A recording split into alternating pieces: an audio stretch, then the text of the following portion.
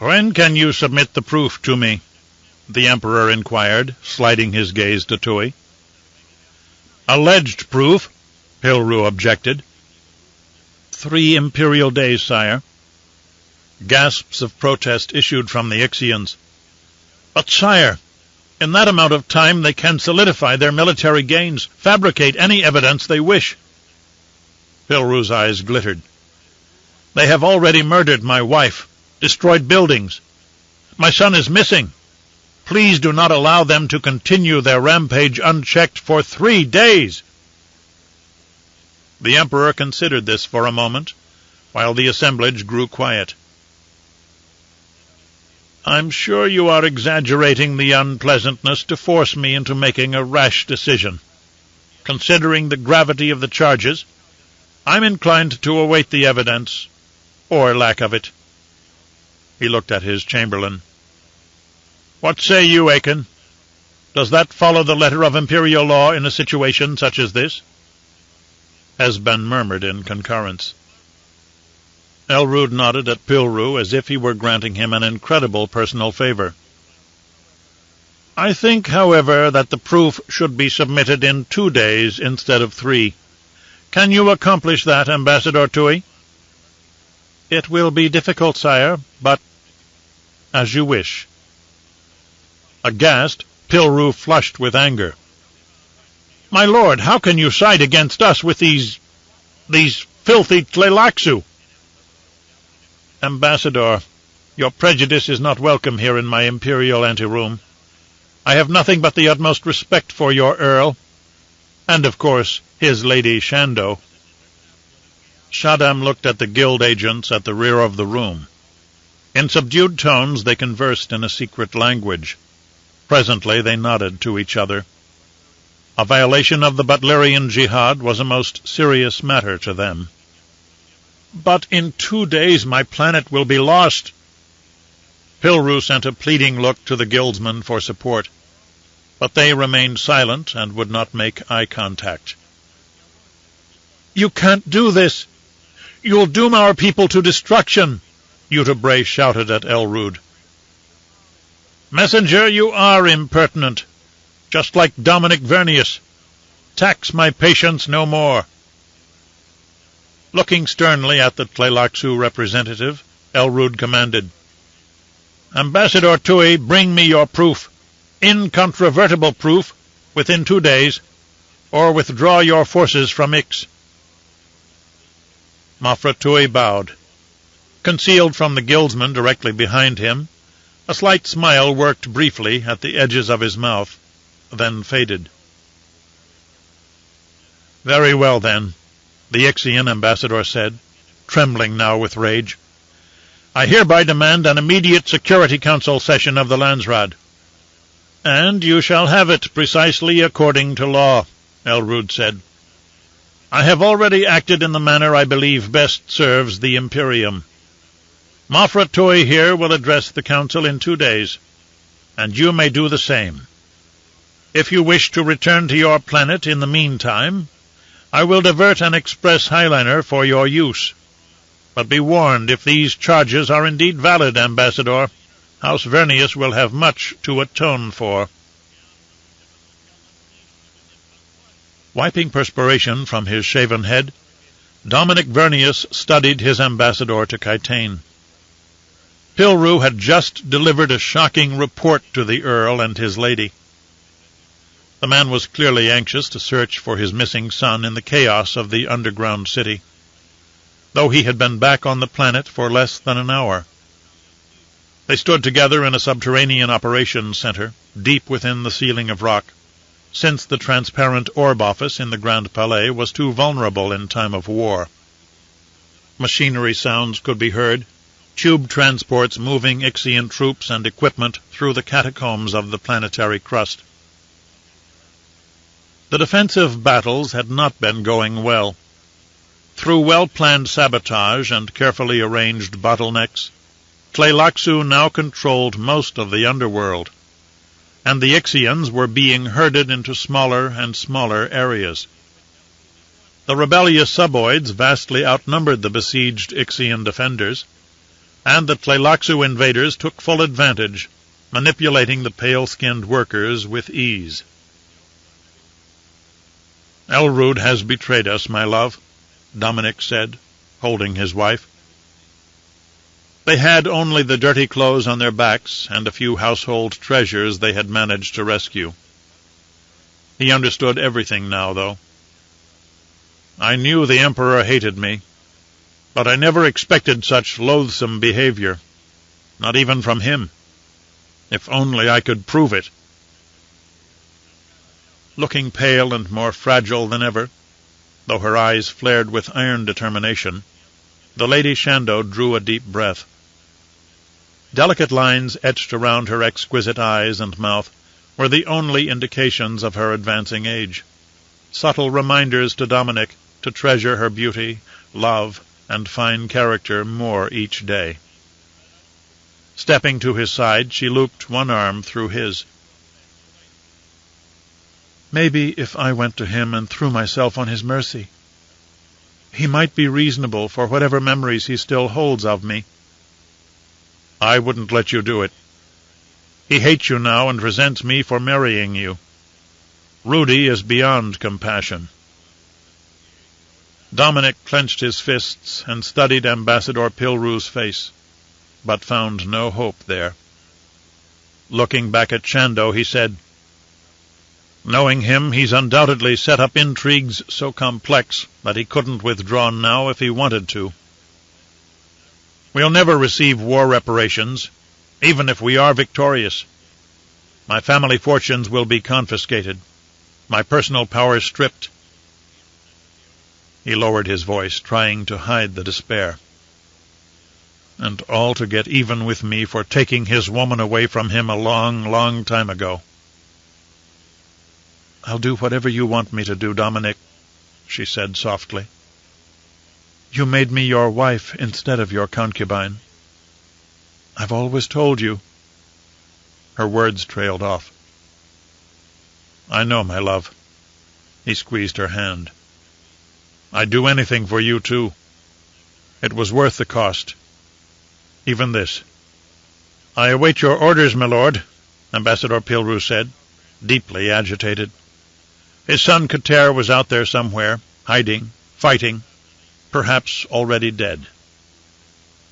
Dominic chewed the inside of his mouth. "Clearly, House Vernius has been singled out for destruction, and there is but one alternative. All the fabricated charges mean nothing, and the paper shield of the law lies torn into shreds. The Emperor intends to destroy us, and we cannot fight House Corino, especially against treachery such as this. I don't doubt that the Landsraad will stall and then pounce upon the spoils of war." Glowering, he squared his broad shoulders and stood straighter. "We will take our family atomics and shields and flee beyond the reach of the Imperium." Pilru bit back an outcry. "Going renegade, my lord? What about the rest of us?" "Unfortunately, we have no choice, Kamar. It's the only way we can escape with our lives. I want you to contact the Guild and request emergency transport. Invoke any favors they owe us. The Guildsmen observed your session with the Emperor, so they know our situation. Tell them we want to take our military forces with us, too. What little we have left." Dominic hung his head. "I never imagined it would come to this. Thrust from our palace and our cities." The ambassador nodded stiffly, then departed through the shimmer of a shielded doorway. One wall of the administrative center flashed alive with 4 projections on separate panels of battles raging all over the planet. Color scenes transmitted by portable comm-eyes. Ixian losses continued to mount. Shaking his head, Dominic said, "Now we must speak to our closest friends and retainers and inform them of the dangers they will face if they accompany us. It will be much more difficult and dangerous to flee with us than to be subjugated by the Tleilaxu. No one will be forced to go with us. It will be volunteers only. As a renegade house, all of our family members and supporters will be hunted by glory seekers." "Bounty hunters," Shando said, her voice heavy with mingled sorrow and anger. "You and I will have to separate, Dominic, to throw them off our trail and increase our chances." On the wall, 2 image panels fizzled out, as the Tleilaxu found transmitting comm-eyes and disabled them. Dominic softened his voice. "Later, after our house and planet have been restored to us, we'll remember what we did here and what was said. This is history. High drama. Let me tell you a little story. A parallel case study." "I do enjoy your stories," she said with a gentle smile on her strong yet delicate face. Her hazel eyes danced. "Very well. What will we tell our grandchildren?" Momentarily he focused on a fresh crack in the ceiling and water that trickled down a wall. Seleucia Secundus was once the imperial capital world. Do you know why they moved it to Kytane? "Some problem with atomics," she replied. "Devastation on Seleucia." "According to the imperial version, it was an unfortunate accident. But House Carino only says that because they don't want to give people ideas. The truth is that another renegade family, a great house whose name was stripped from historical records, managed to land on Seleucia with their family atomics. In a daring raid, they bombed the capital and set off an ecological catastrophe. The world still hasn't recovered." "An attack with atomics? I didn't know that." Afterward, the survivors moved the imperial throne to Kytane, in a different, more secure solar system, where young Emperor Hasik III rebuilt the government. Seeing the concern on his wife's face, he drew her closer and held her tightly. "We won't fail, my love." The last wall panels fizzled and went dead, as the Tleilaxu knocked out the remaining comm-eyes.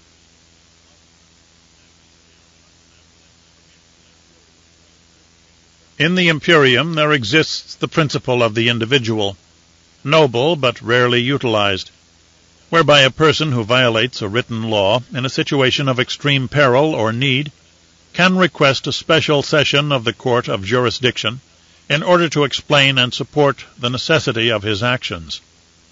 A number of legal procedures derive from this principle, among them the Dre jury, the blind tribunal, and the trial by forfeiture. Law of the Imperium, Commentaries. Despite disastrous military losses during the unexpected revolt, many secret places still remained on Ix. Centuries ago, during the paranoid times after House Vernius took over the machine operations, engineers sworn to secrecy had laid down an unrecorded honeycomb of transmission-shielded rooms, algae chambers, and hideouts masked from discovery by remarkable Ixian ingenuity. It would take centuries for an enemy to ferret them out. Even the ruling house had forgotten half of them. Guided by Captain Jaz and the troop of personal bodyguards, Leto and Romber concealed themselves in an algae-walled chamber, which was entered via an access tube that led upward into the crust of the planet. Routine enemy scans would detect only the life signs of the algae, since massive dampening fields surrounded the rest of the isolated chamber. "We'll only have to stay here a few days," Romber said, struggling to recapture his usual optimism. "Surely by then Landsraad or Imperial forces will have come to our rescue, and House Vernius can begin rebuilding Ix. Things will all work out." Narrowing his eyes, Leto remained silent. If his suspicions were correct, it could well take much longer than that. "This chamber is just a rendezvous point, Master Romber," Captain Jaz said. "We'll await the Earl and follow his orders." Romber nodded vigorously. "Yes, my father will know what to do. He's been in plenty of challenging military situations before." He smiled brightly. "Some of them with your own father, Leto." Leto clapped a strong hand on the other prince's shoulder, in a display of support for his friend. But he didn't know how many of Dominic Vernius's previous battle engagements had been desperate defensive measures like this. It was Leto's impression that Dominic's victories in the past had always been overwhelming charges against crumbling groups of rebels. Remembering what his father had taught him, know the details of your surroundings in any difficult circumstance, Leto took a moment to inspect their hideaway. He searched for escape routes, vulnerable points. The algae chamber had been hacked out of solid crustal rock, with an outer shell of thick green growth that gave the air a sour, organic taint. The bolt hole had 4 apartments, an extensive kitchen complete with survival supplies, and a last-chance emergency ship that could make low planetary orbit. Frictionless, noiseless machinery operated null entropy bins at the core of the chamber, keeping food and beverages fresh. Other bins contained clothing, weapons, film books, and clever Ixian games for hidden refugees to while away the time. The endless waiting could be the most difficult part of this protected sanctuary, and boredom was an often overlooked part of isolation and escape. The Ixians, though, had thought of all necessary preparations. It was already evening, as determined by their chronos. Jaz set up his guards in the outer corridors and at the camouflaged door hatch. Romber rattled off an endless stream of questions, most of which the captain could not answer. What was going on outside? Did they dare hope to be freed by Ixian loyalists? Or would Tleilaxu invaders imprison them? Or worse? Would an Ixian come to notify Romber of the death of his parents? Why hadn't the others shown up at the rendezvous point yet? Did they have any idea how much of the capital city of Vernii remained intact? If not, who could find out for them? The klaxon of an intruder warning interrupted him. Someone was trying to enter the chamber. Captain Jaz flipped out a handheld monitor, pressed a button to illuminate the room, and activate a video screen. Leto saw 3 familiar faces pressed close to the comm-eyes in the secondary corridor. Dominic Vernius and his daughter Kylia, her dress torn and her coppery hair in disarray. Between them they supported the Lady Shando, who seemed barely conscious, her arms and ribs crudely bandaged. "Permission to enter," Dominic said, his voice tinny and granular across the speakers. "Open up, Romber. Jaz, we need medical attention for Shando." His eyes were shadowed, his teeth very white beneath the bushy mustache. Romber Vernius rushed toward the controls, but the guard captain stopped him with an urgent tug at his arm. "By all the saints and sinners, remember the face dancers, young master." Leto suddenly realized that Tleilaxu shapeshifters could assume familiar guises and walk into the most secure area. Leto held the Ixian prince's other arm, while Jaz interrogated and received a countersign. Finally, a message appeared from the shielded chamber's biometric identity scanner. "Confirmed. Earl Dominic Vernius." "Permission granted," Romber said into the voice pickup. "Come in." "Mother, what happened?" Kylia looked stricken, as if the floor had dropped out from beneath her plans for the future, and she still couldn't believe she was falling. All of the newcomers smelled of sweat and smoke and fear. "Your sister was scolding the suboids and telling them to get back to work," Shando said with a bit of mirth shining through her pain. "Very foolish." "And some of them were about to do it, too," the young woman said as a flush of anger blossomed beneath the soot smudges on her cheeks. "Until one pulled a Mala pistol and opened fire. Good thing the man couldn't aim." Shando touched her arm and side, wincing at the open wound. Dominic knocked the guards aside and tore open a med-kit to tend his wife's injuries himself. "Not serious, my love. I'll be around to kiss the scars later. But you shouldn't have taken such a risk." "Not even to save Kylia?" Shando coughed, and her eyes sparkled with tears. "You would have done the same to protect either of our children, or even Leto Atreides, and don't you deny it." Averting his gaze, Dominic grudgingly nodded. "It still upsets me. How close you came to death. Then what would I have left to fight for?" He stroked her hair, and she clasped the palm of his hand against her cheek. "Plenty, Dominic. You'd still have plenty to fight for."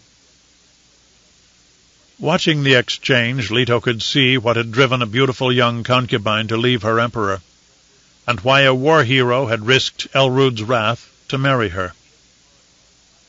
Outside in the hidden corridor, 6 armed soldiers took up positions again, sealing the access door behind them.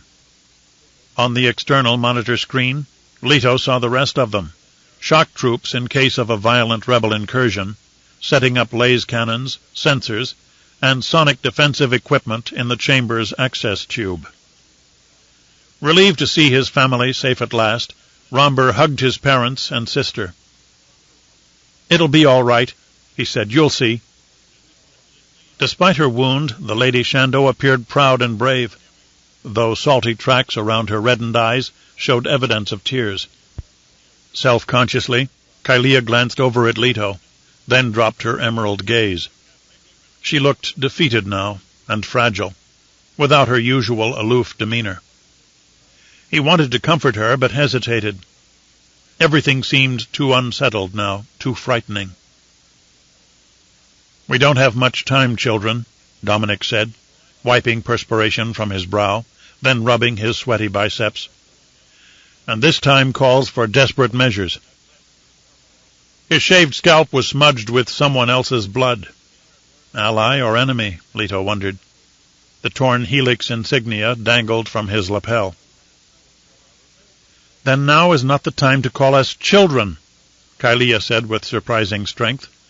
"We're a part of this fight." Romber stood tall, looking unusually regal beside his broad-shouldered father, rather than spoiled and stocky. "And we're ready to help you retake Ix. Vernii is our city, and we have to get it back." "No, all 3 of you are going to stay here." Dominic held up a wide, calloused hand to silence Romber's instant objection.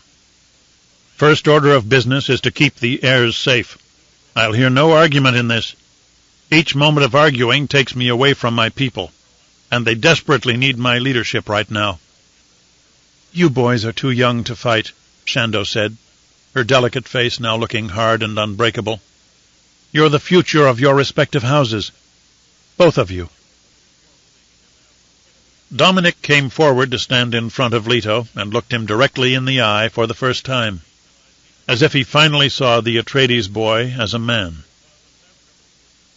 "Leto, your father would never forgive me if anything happened to his son. We have already sent a message to the old Duke, notifying him of the situation.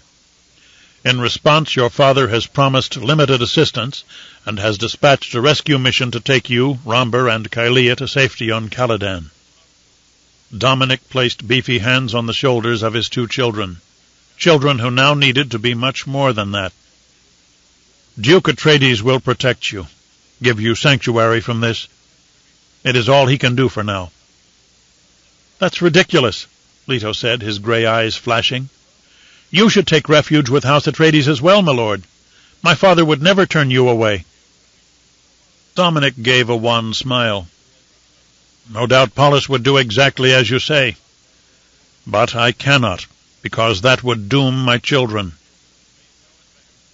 Romber looked over at his sister in alarm. Lady Shando nodded and continued. She and her husband had already discussed the various possibilities. "Romber, if you and Kylea live in exile on Caladan, then you may be safe. Not worth anyone's trouble. I suspect that this bloody revolt has been engineered with Imperial influence and support, and all the pieces have fallen into place." Romber and Kylea stared at each other in disbelief, then at Leto. "Imperial support?" "Why the Emperor wants Ix, I do not know," Dominic said. But Elrood's grudge is against me and your mother. If I go with you to House Atreides, the hunters will come for all of us. They'll find some reason to attack Caladan. No, your mother and I have to find a way to draw this fight away from you." Romber stood indignant, his pale skin flushed. "We can hold out here a while longer, Father. I don't want to leave you behind." "The deal is done, my son. It's already negotiated. Other than the Atreides rescue operation, there is no help coming. No Imperial Sardaukar to assist us, no Landsraad armies to drive back the Tleilaxu. The Suboids are their pawns. We have sent appeals to all the houses major and to the Landsraad, but no one will move fast enough. Someone has outmaneuvered us." At her husband's side, Lady Shandor held her head high, despite her pain and disheveled appearance. She had been the lady of a great house, and an imperial concubine before that. But first of all, she had been low-born. Shandor could be happy even without the riches of an Ixian governorship. "But what happens to the two of you now?" Leto asked, since Romber and Kylea didn't have the courage to inquire.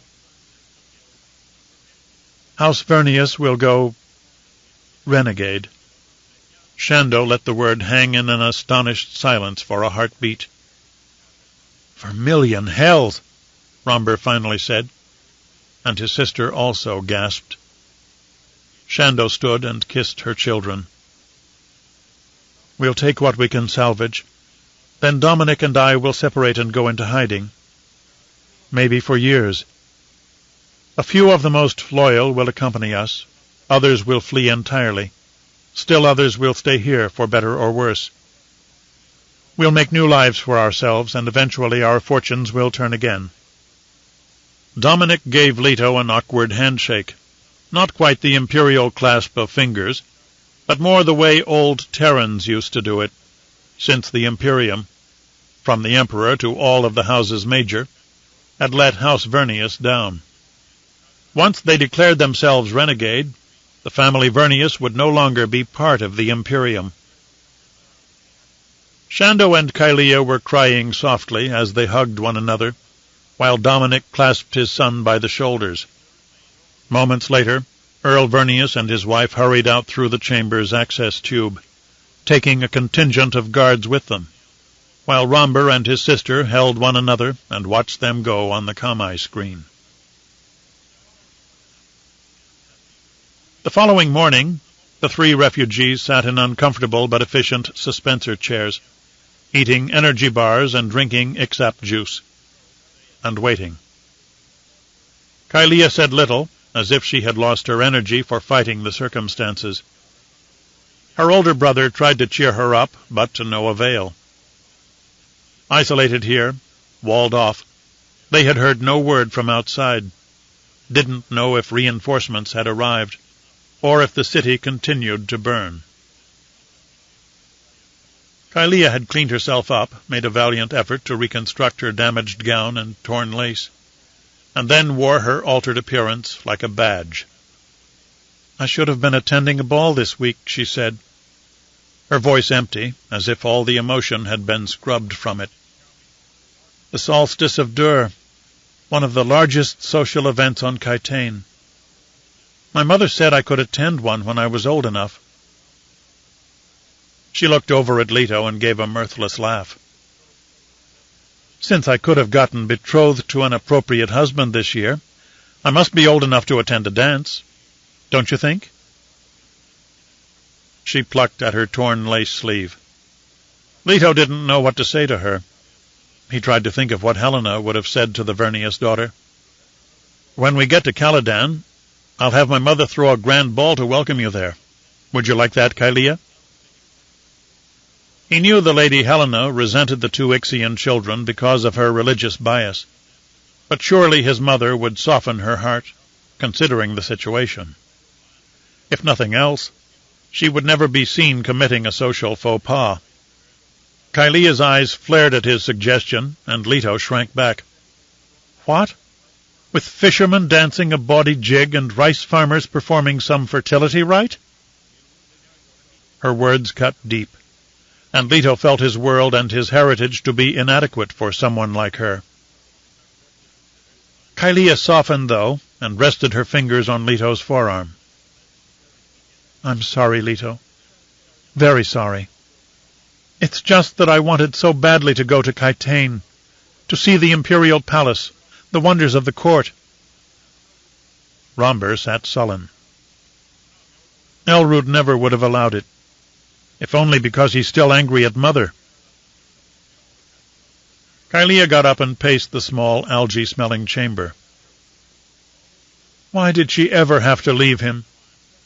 She could have stayed in the palace, lived her life in luxury, but instead she came here to this cave. A cave that's now overrun with vermin. If Father really cared for her, would he have asked her to sacrifice so much? It makes no sense. Leto tried to console her.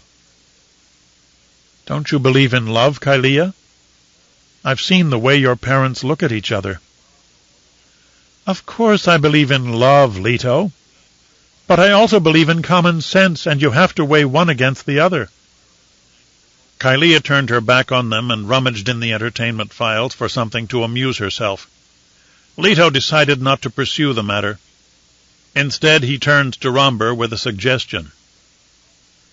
We should each take the time to learn how to operate the ore-ship, just in case.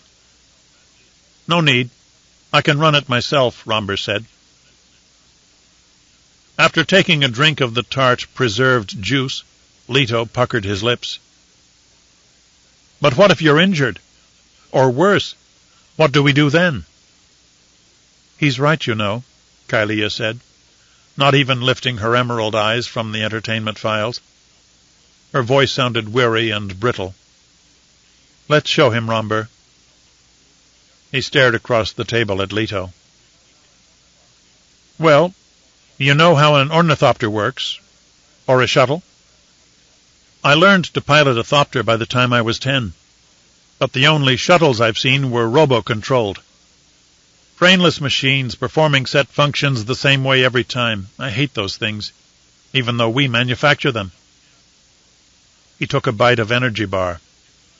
Well, we used to, anyway, before the Tleilaxu came. He lifted his right hand overhead and rubbed the fire jewel ring that designated him as heir of the Ixian house. At his signal, a large square in the ceiling dropped smoothly and came to rest on the floor. Looking up through the aperture, Leto saw a sleek silver shape stored above. Come with me. Romber stepped onto the panel, and Kylia joined him. We'll do a systems check. As Leto stepped aboard, he felt an upward thrust. The three of them surged through the ceiling and beyond, up the side of a silver airship to a platform high on the craft's fuselage. The ore-ship reminded Leto of a space lighter, a small craft with a narrow body and plas windows. A combination ornithopter spacecraft, the ore-ship could operate either on planet or in low orbit. In violation of the Guild's monopoly on space travel, ore-ships were among the most closely held Ixian secrets, to be employed only as a last resort. A hatch slid open on the side of the craft, and Leto heard the ship's systems surround him with a hum of machinery and electronics. Romber led the way into a compact command center with 2 high-backed chairs and glimmering finger panel controls in front of each. He slid into one seat, and Leto into the other. The resilient sensiform material conformed to their bodies. Soft green lights glowed on the finger panels. Kylia stood behind her brother, her hands on the back of his chair. With his fingers dancing over the glowing control panels, Romber said, I'm setting yours on tutorial. The ship will teach you how to pilot it. Leto's panel changed color to yellow. Wondering again about the machine-mind taboos of the Butlerian Jihad, he scrunched his face in confusion. How much could this craft think for itself? His mother had warned him about accepting too many things, especially Ixian things, at face value. Through the clear Plaz windshield, he saw only gray rock outside, the rough interior surface of the algae chamber. So it thinks for itself? Like those new training mechs you showed me? Romber paused. I know what's on your mind, Leto, but this machine does not emulate human thought processes. The suboids just don't understand. Like our adaptive fighting mech, which scans an adversary to make combat decisions, it doesn't think. It only reacts at lightning speed. It reads your movements, anticipates, and responds. That sounds like thinking to me. In the finger panel zone before Leto, lights danced within lights. Kylea sighed with frustration. The Butlerian jihad has been over for thousands of years, and still humankind acts as if we're terrified rodents hiding from shadows. There is an anti-Ixian prejudice throughout the Imperium because we make complex machines. People don't understand what we do, and misunderstanding breeds suspicion. Leto nodded. Then help me understand. Let's get started. He looked at the control panel and tried not to be too impatient. After the past few days, they were all feeling the effects of unrelenting stress. Place your fingers over the identity plates, Romber said. Don't actually touch the panel. Stay a little above it. After doing so, Leto's body was surrounded by a pale yellow glow that made his skin tingle. It's absorbing the identity components of your body, the shape of your face, tiny scars, fingerprints, hair follicles, retina prints. I've instructed the machine to accept your inputs. When the glow receded, Romber said, You're authorized now. Activate the tutorial by passing your right thumb over the second row of lights. Leto complied, and a synthetic reality box appeared in front of his eyes, depicting an aerial view that passed over craggy mountains and rocky gorges. The same scenery he had observed months ago, the day he'd been unceremoniously stranded outside by the guild shuttle. Suddenly sparks filled the air in the hiding chamber below.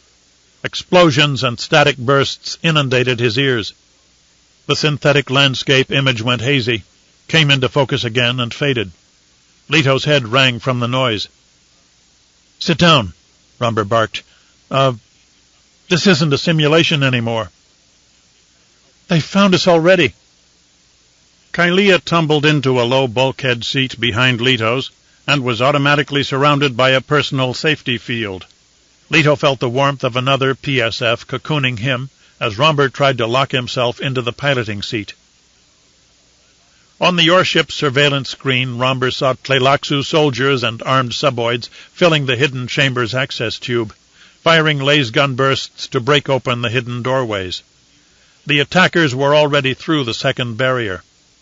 Captain Jaz and a few remaining men lay in smoking mounds on the floor. Maybe your parents got away, Leto said. I hope they're safe. Romber thrust his hands into the finger control field, removing the Yorship from tutorial mode and preparing for actual takeoff. Leto sat back, trying to relinquish command. The external simulation still filled his eyes, distracting him with visions of pristine Ixian landscapes. Blue light flashed from outside the craft. An explosion rocked all of them. Leto heard Romber grunt in pain and shook his head to scatter the rest of the tutorial hologram. The Ixian prince slumped forward in his chair. Blood trickled down his face. "What the hell's?" Leto said. "Romber?" "This is real, Leto," Kylea shouted. "Fly this thing out of here." Leto jammed his fingers against the panel, struggling to switch from tutorial to active status. But Romber hadn't finished prepping the ship. Another explosion blasted through the wall of the chamber, strewing algae-covered shards of rock. Ominous figures surged into the main room below. Romber groaned. From beneath them, suboids shouted and pointed up at the ship that held the 3 refugees. Lasgun fire scorched the stone walls and the orship's plated hull. Leto activated the auto-launch sequence. Despite his earlier concerns, he now fervently hoped the ship's interactive computer mind would function efficiently. The ore-ships shot straight up through a channel, then a rock cap, a layer of snow, and finally into an open sky full of dazzling clouds. Steering with his fingers, Leto narrowly avoided a brilliant stream of laser bursts, automated defenses the rebels had commandeered. He squinted against the sudden sunlight. Looping high in the stratosphere and trying to get a bead on any enemy that might strike them from space, Leto noticed a hulking highliner in low planetary orbit. 2 streaks of light shot out of the massive craft in separate V patterns. A familiar signal to Leto. Atreides ships. From the comm board, Leto sent an identifier signal in the special battle language his father and teachers had hammered into him.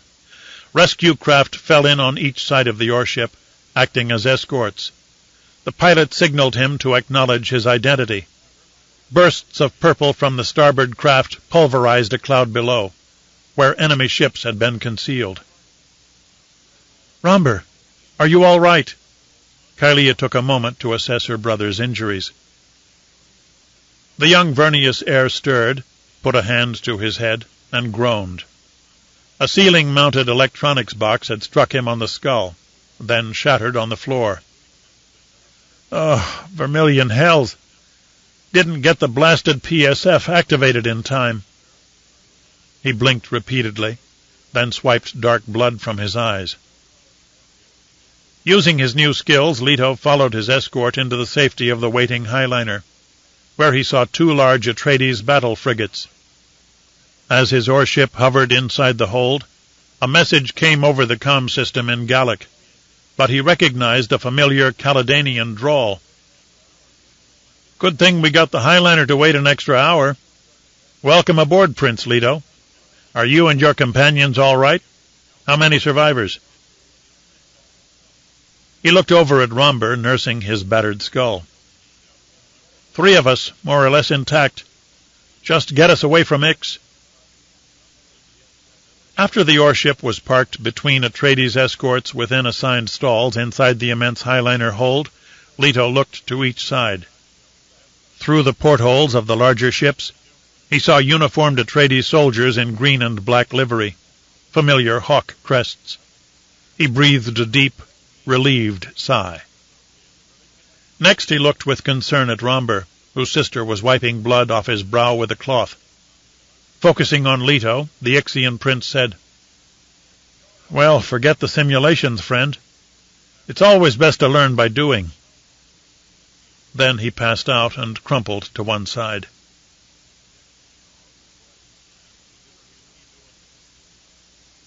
Even the poorest house can be rich in loyalty. Allegiance that must be purchased by bribes or wages is hollow and flawed, and could break at the worst possible moment. Allegiance that comes from the heart, though, is stronger than adamantium, and more valuable than purest melange. Duke Paulus Atreides. Far across the galaxy, within the cargo hold of another highliner, a single unmarked Ixian space cruiser rested alone and indistinguishable among the crowded ships. The runaway cruiser had hopped from one freight line to another, changing designations each time. Inside the unmarked ship, Dominic and Shando Vernius sat as passengers amidst the tattered remnants of their armed forces.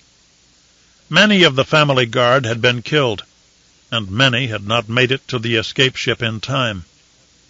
Others had decided to take their chances in the aftermath of the revolution. No one aboard had said anything for a long time. Lady Shando's personal manservant Omer squirmed, twitching his narrow shoulders. His straight black hair had been cut exactly at the collar line, but now both collar and hair looked a bit ragged. Omer was the only one of her household staff who had chosen to accompany the family into exile. A timid man, he had abhorred the prospect of attempting to make a new life among the Tleilaxu. A timid man, he had abhorred the prospect of attempting to make a new life among the Tleilaxu. Ambassador Pilru's curt reports had made it eminently clear that they could expect no assistance from Landsraad military forces or the Emperor. By declaring themselves renegade, they had severed all ties and all obligations to imperial law. The seats, storage bins, and lockers aboard the renegade ship were filled with gems and valuable items, anything that could be sold for ready cash. Their flight might last for a long, long time.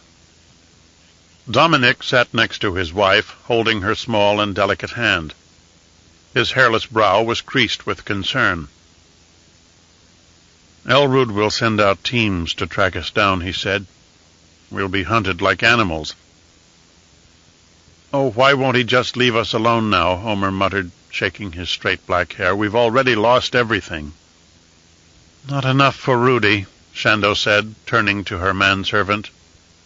She sat straight-backed and regal. "He's never forgiven me for talking him into letting me go. I never lied, but he thinks I tricked him." She looked out the narrow port edged with gleaming serchrome. The Ixian ship was small, with no overt markings of House Vernius. A simple vehicle used for hauling cargo or steerage passengers. Shando squeezed her husband's hand and tried not to think of how far their fortunes had fallen. She remembered the day of her departure from the imperial court, bathed and perfumed and decked with fresh flowers from Elrood's greenhouses.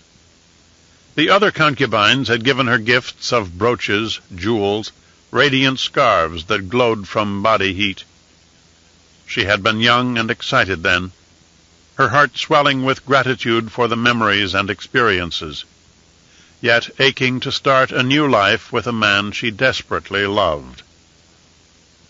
Shando had kept her romance with Dominic secret, and left Elrood under what she thought were good terms, terminating her service with his blessing. She and the Emperor had made love one last time, talked fondly of memories they shared. Elrood hadn't understood her desire to leave Kytane, but he had plenty of other concubines after all. Her loss had meant little to him, until he learned she'd left him out of love for another man. Now Shando's ragged flight from Ix was far different from her departure from Kytane. She sighed bitterly. After a reign of almost a century and a half, Rudy has learned how to wait for his revenge. Long past any shadow of jealousy, Dominic chuckled at the pet name. "Well, now he's gotten even with us. We'll have to be patient ourselves and find some way to restore our house's fortunes. If not for us, then for our children." "I trust Paulus Atreides to keep them safe," Shando said. "He's a good man." "We must trust no one else to keep ourselves safe, however," Dominic said. "That will be quite enough of a challenge for us." Dominic and Shando would soon separate, take new identities, and go into hiding on isolated planets, all the while hoping to be reunited one day. They had paid a huge bribe to the Guild, so that no records would be kept of their respective destinations. Husband and wife clung together, knowing that from this point on, nothing in their lives was certain. Ahead lay uncharted space. Alone within the remnants of war-torn Ix, Kater Pilru buried himself in a tiny transmission-shielded room. He hoped none of the suboids would find him. It seemed to be his only chance to survive the carnage. His mother had once shown him this place concealed behind a dungeon wall of the Grand Palais, shielded up in the thick crust. As members of the Vernius court, sons of the ambassador to Kytane, Kater and Demur had been assigned a place for personal safety should any emergency ever arise. With the same methodical efficiency she employed daily as a guild banker, Satina had prepared for every likelihood, and made sure her sons remembered. Sweaty, hungry, and terrified, Kater had been relieved to find the hiding place intact amidst the chaos, gunfire, and explosions. Then, safe and numb, the shock of what was happening to his city, his world, hit him full force. He couldn't believe everything that had already been lost, how much grandeur had turned to dust and blood and smoke. His twin brother was gone, whisked off by the guild to be trained as a navigator. At the time he had resented that loss, but at least it meant Demur was safe from the revolution. Kater would not wish this ordeal on anyone. But he hoped that his brother had somehow received the news by now. Were the Tleilaxu covering it up?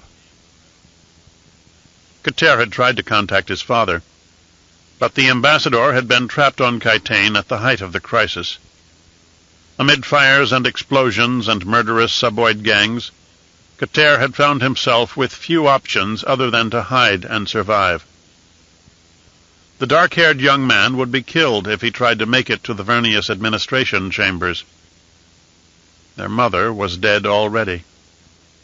Kater hid in his enclosed room with the glow-globes extinguished, listening to faint tremors of distant fighting, and the much louder sounds of his own breathing, his own heartbeat.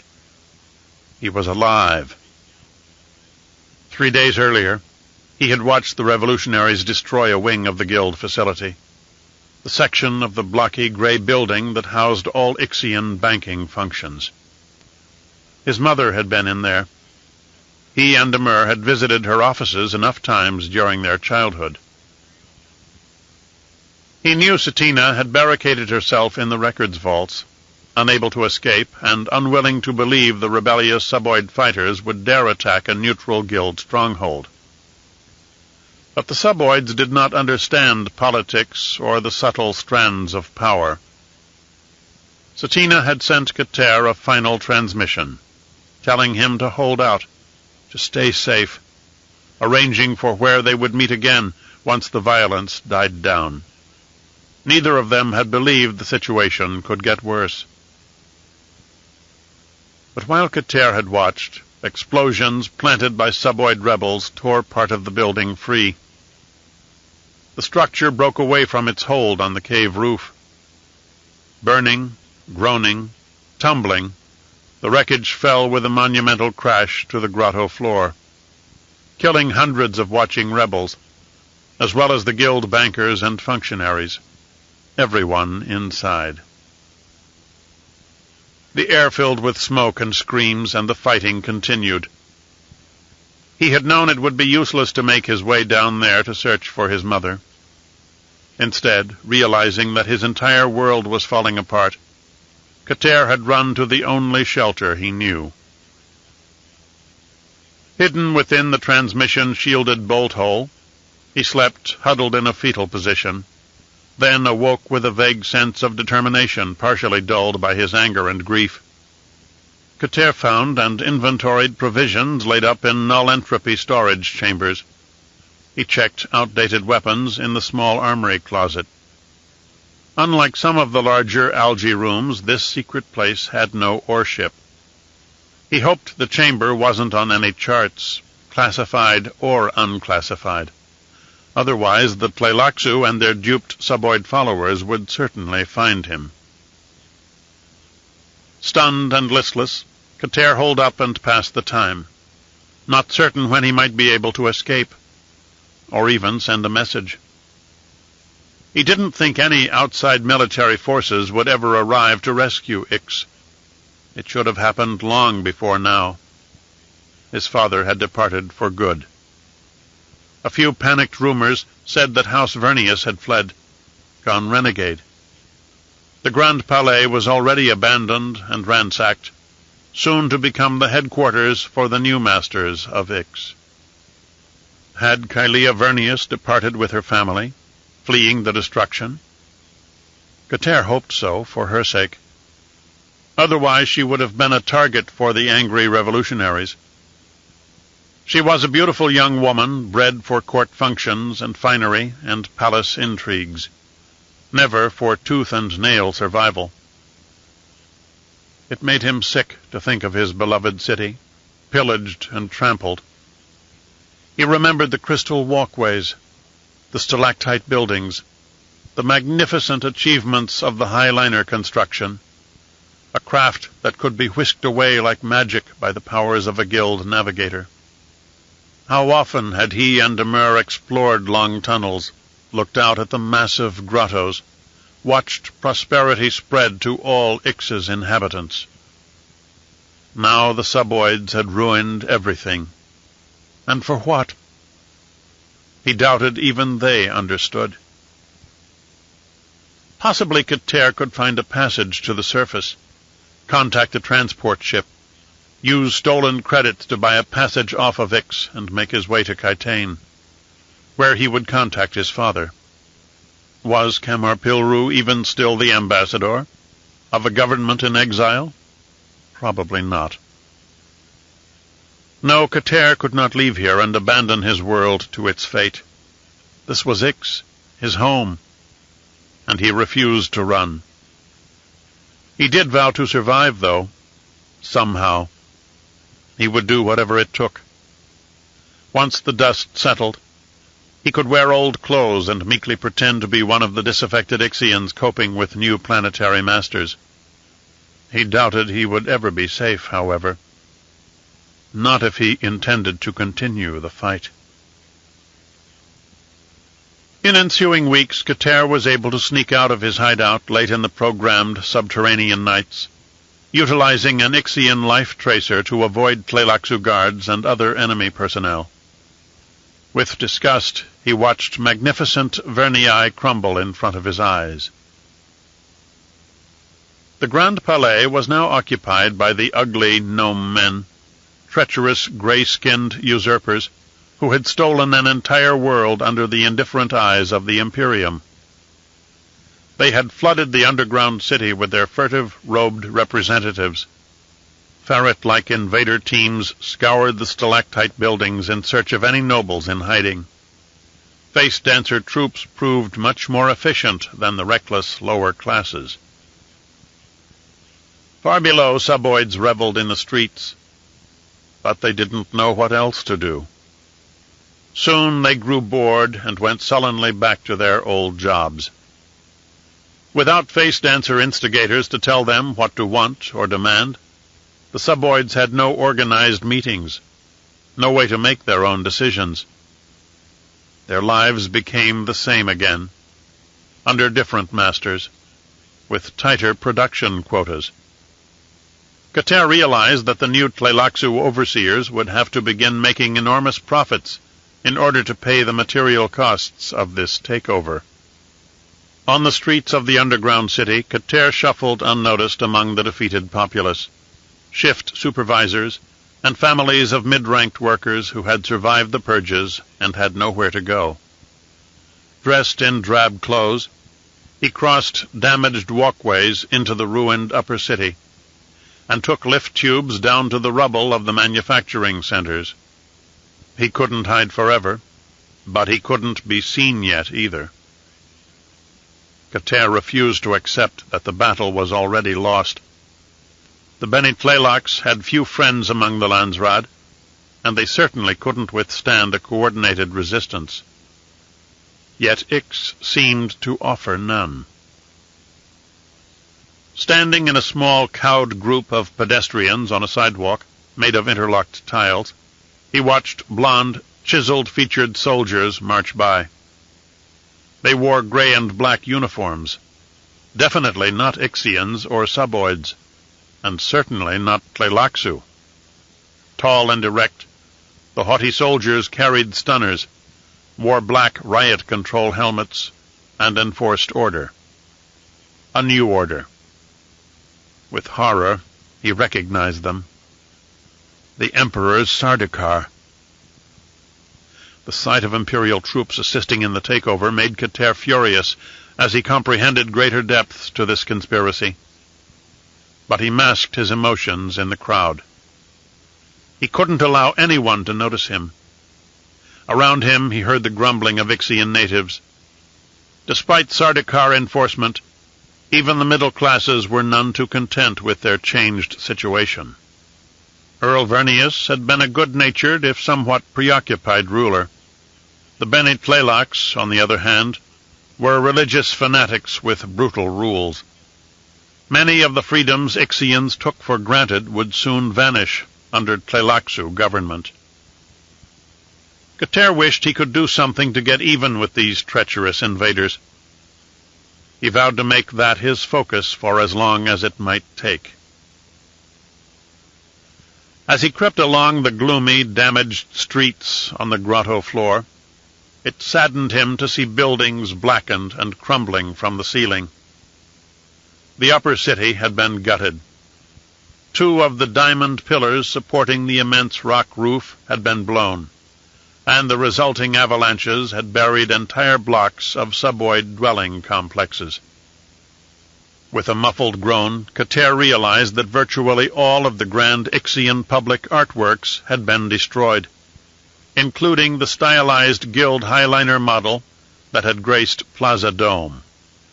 Even the beautiful fiber-optic sky on the rock ceiling was damaged, and the projections were splotchy now.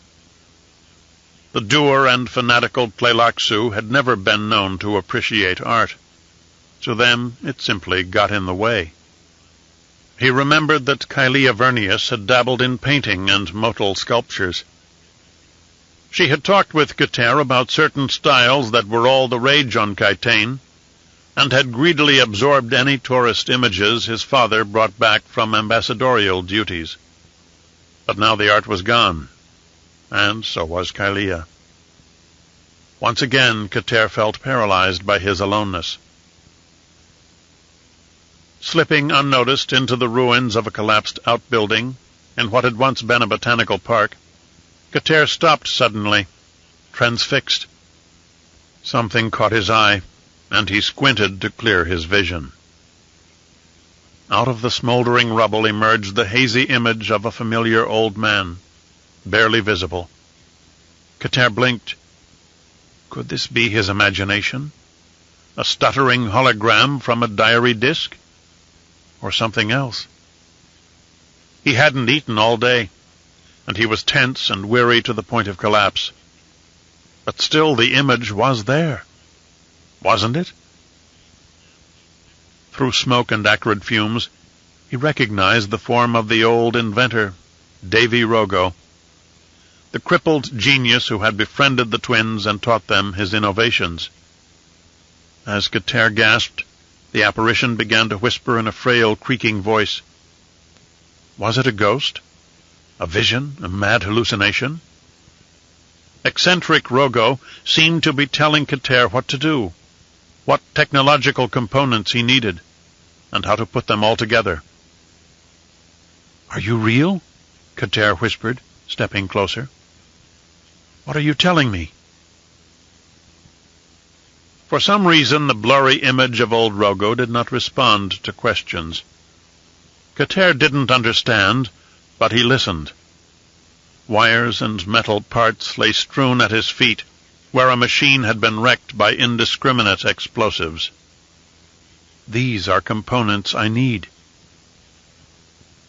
Bending over and scanning warily for unwanted observers, he gathered the pieces that stood out in his mind, along with other technological remnants, small bits of metal, plas crystals, and electronic cells.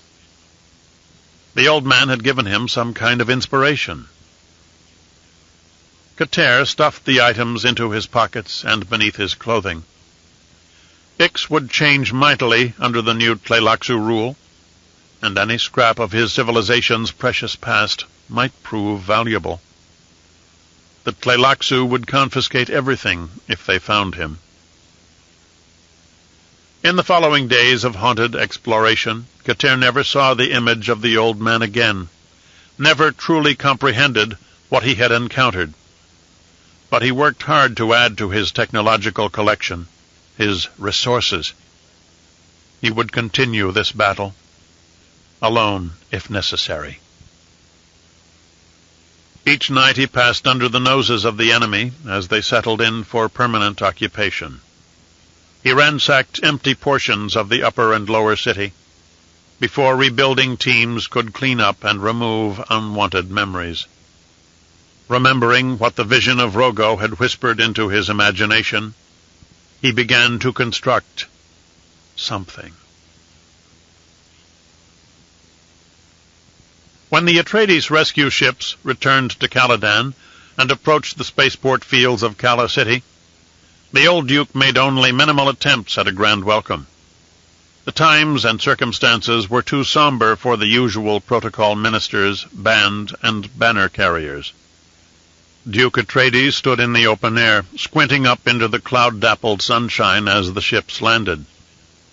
He wore his favorite cape of spotted whale fur to block the brisk wind, though it did not match his patterned tunic. All the mustered retainers and household troops waited at attention beside the receiving platform. But he didn't care about his dress, or the impression he might make. Paulus was just glad to have his son home, and safe. Lady Helena stood beside him, rigid-backed and dressed in a formal gown and cape, her appearance impeccable.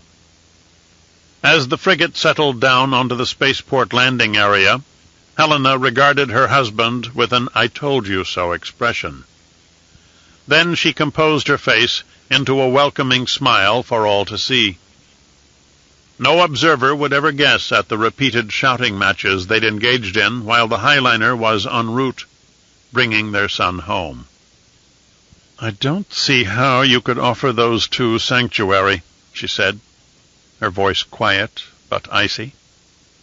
Her lips continued to smile. "The Ixians have gone beyond the strictures of the jihad, and now they're paying the price for it. It's dangerous to interfere with the punishments of God. These two Vernius children are innocents and will stay here as guests of House Atreides for as long as necessary. Why must you keep arguing with me? I have made my decision." "Your decisions need not be etched in stone. If you listen to me, perhaps this veil will be lifted from your eyes, and you can see the peril we all face because of their presence." Helena stood exactly as close to her husband as any observers would expect. "I'm concerned for us, and for our son."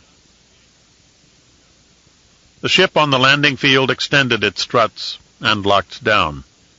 Exasperated, Paulus turned to her.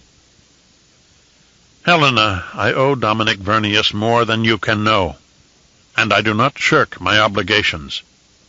Even without the blood debt we owe each other after Ikaz, I'd still offer to protect his children. I do this as much from my own heart as from a sense of duty. Soften your heart, woman. Think of what those two children have been through." A gust of wind whipped her auburn hair, but Helena did not flinch. Ironically, she was the first to raise her hand in greeting as the boarding door opened. She spoke out of the side of her mouth. "Paulus, you're baring your throat to the Imperial executioner and smiling while you're doing it.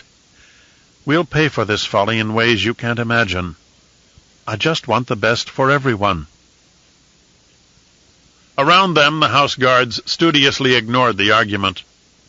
A green and black banner snapped in the breeze. The ship's ramp extended. "Am I the only one who thinks of our family honor instead of politics?" Paulus growled. "Hush, keep your voice down."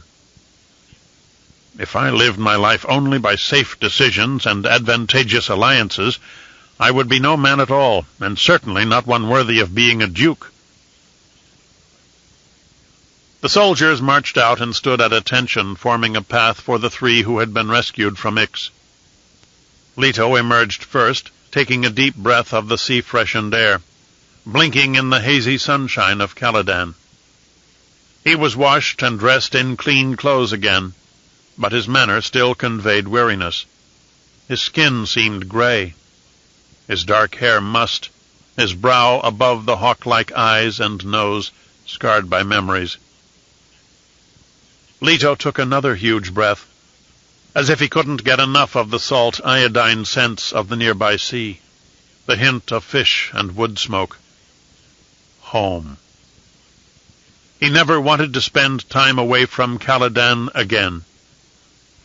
He looked beyond the ramp to meet his father's bright gaze, sparkling to see his son again, fiery with indignation and rage at what had happened to House Vernius. Romber and Kylea came out uncertainly to stand beside Leto at the top of the ramp.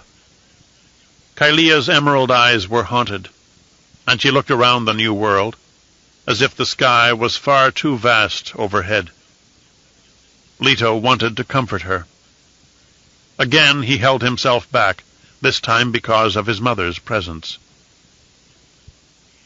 Romber drew himself up and made a visible attempt to square his shoulders and straighten his tousled blonde hair. He knew he was now all that remained of House Vernius, the face that all members of the Landsraad would see while his father, the renegade Earl, went into hiding. He knew the fight was just beginning. Leto put a strong hand on his friend's shoulder and urged him toward the reception platform. After a moment of stillness, Leto and Paulus moved toward each other at the same time. The old duke pressed his salt and pepper beard against the side of his son's head. They pounded one another on the back, saying no words. They drew apart, and Paulus placed broad, calloused hands on his son's biceps, just looking at him. Leto looked past his father to see his mother standing behind them, wearing a warm but forced smile of greeting. Her glance flicked toward Romber and Kylea, and then back to him.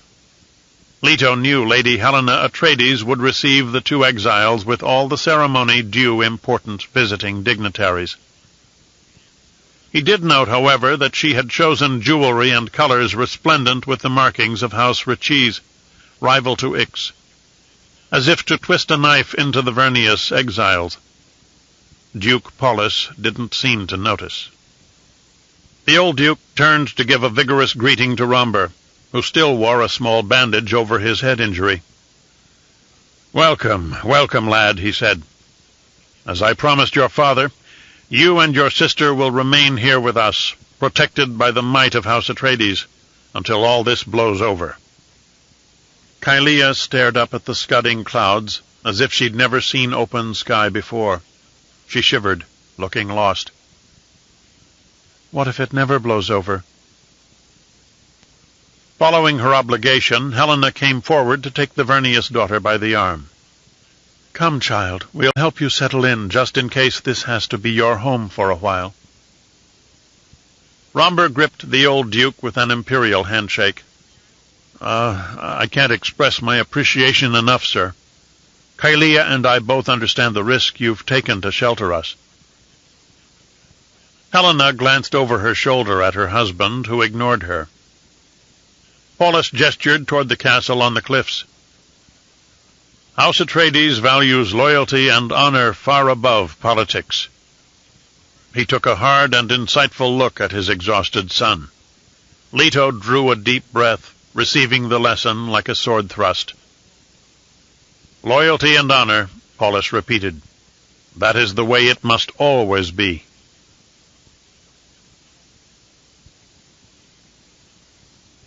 Only God can make living, sentient creatures. The Orange Catholic Bible. In birthing room 1 of the Wallach 9 complex, a screaming newborn girl lay on a med table, a daughter with the genetic line of Baron Vladimir Harkonnen. The smell of blood and disinfectant hung in the air, wrapped in the rustle of crisp, sterilized clothing.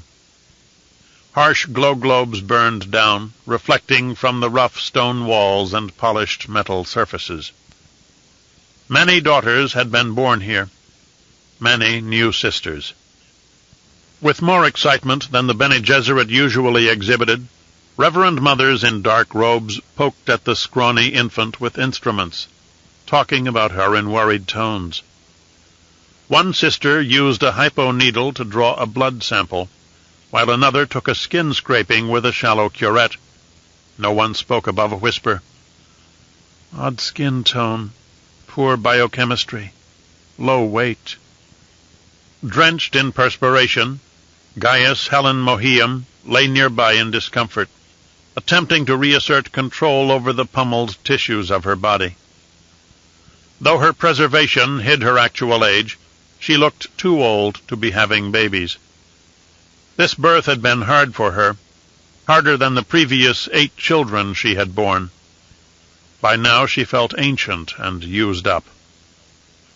2 acolyte attendants hurried to her bed and wheeled her toward one side of the arched doorway.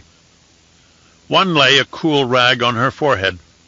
Another placed a wet sponge against her lips, squeezing a few drops of moisture into her dry mouth. Mohiam had already done her part in this process. The sisterhood would do the rest. Though she did not know their plans for this child, she knew the daughter must survive. On the inspection table, even before the clinging blood and mucus could be wiped from her skin, the baby was turned over and positioned on all sides against a built-in scanner surface. Cold and frightened, the infant wailed, but only intermittently, her voice sounding weaker by the moment. Electronic signals sent all bioresults into a central receiving unit, which displayed the data in a column on a large wall monitor for the Bene Gesserit experts to assess. Reverend mothers studied the results, comparing them with a second column that showed optimal numbers. "The disparity is quite striking," Anirul said quietly, her eyes wide on her doe-like face.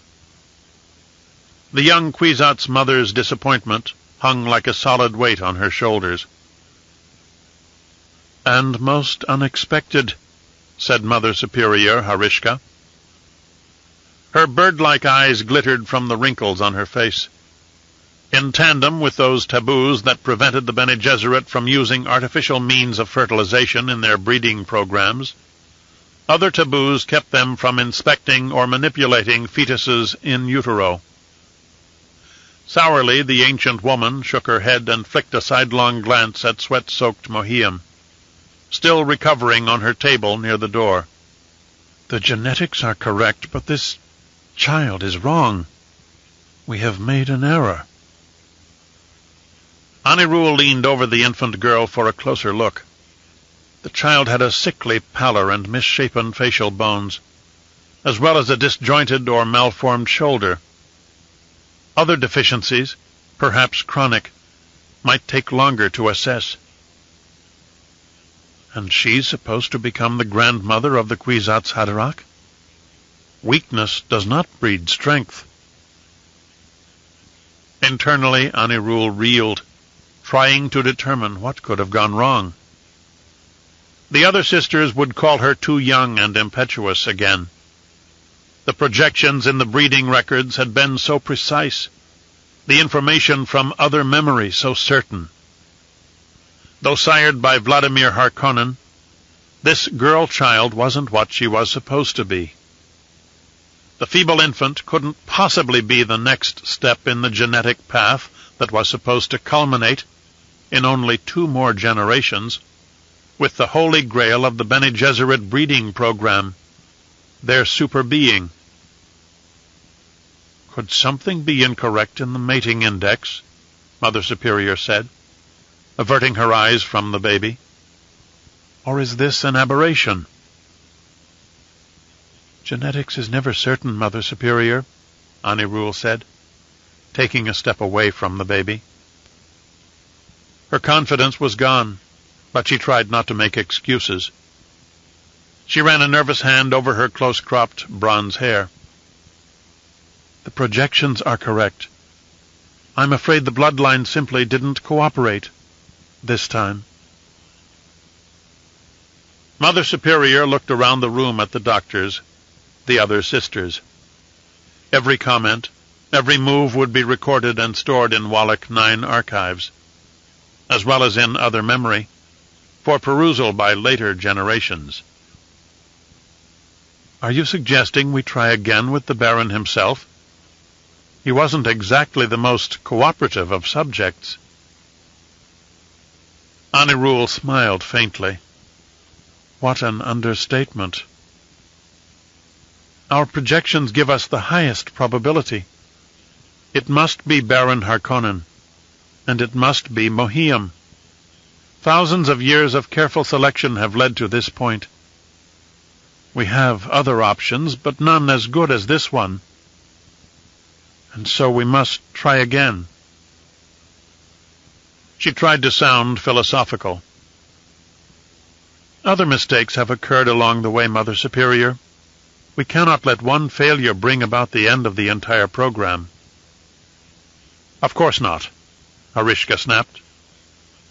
We must contact the Baron again. Send our best and most persuasive representative while Mohiam recovers. Anirul stared at the child on the table. Exhausted now, the infant lay silent, tiny hands flexing, legs kicking. The baby couldn't even maintain sustained periods of crying. Not hardy breeding stock. At the doorway arch, Mohiam struggled to sit up on her recovery table, peering with bright eyes at the newborn. Instantly noting the deformity, the weakness, she moaned and fell back on the sheets.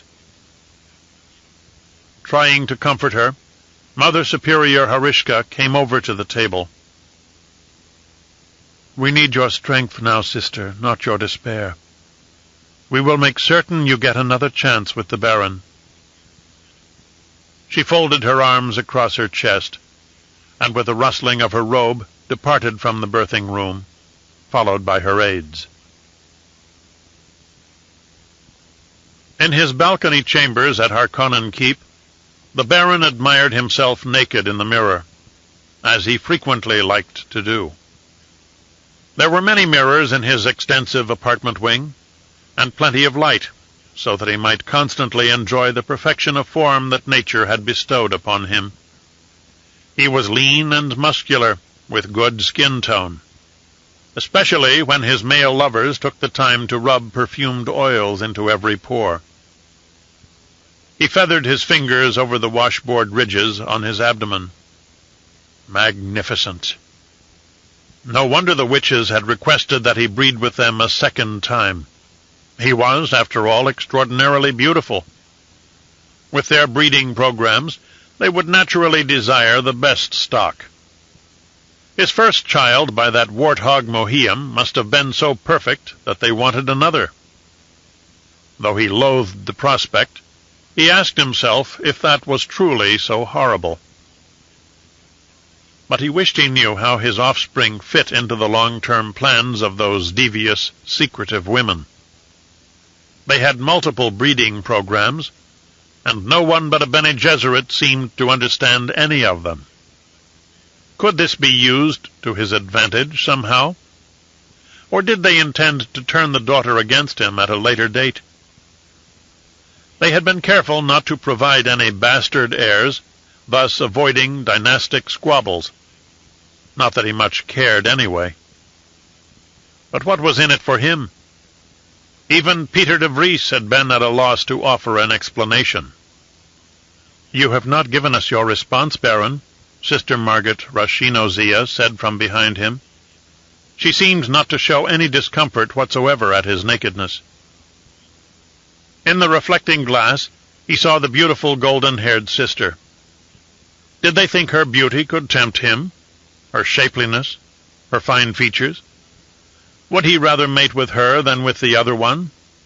Neither prospect appealed to him at all.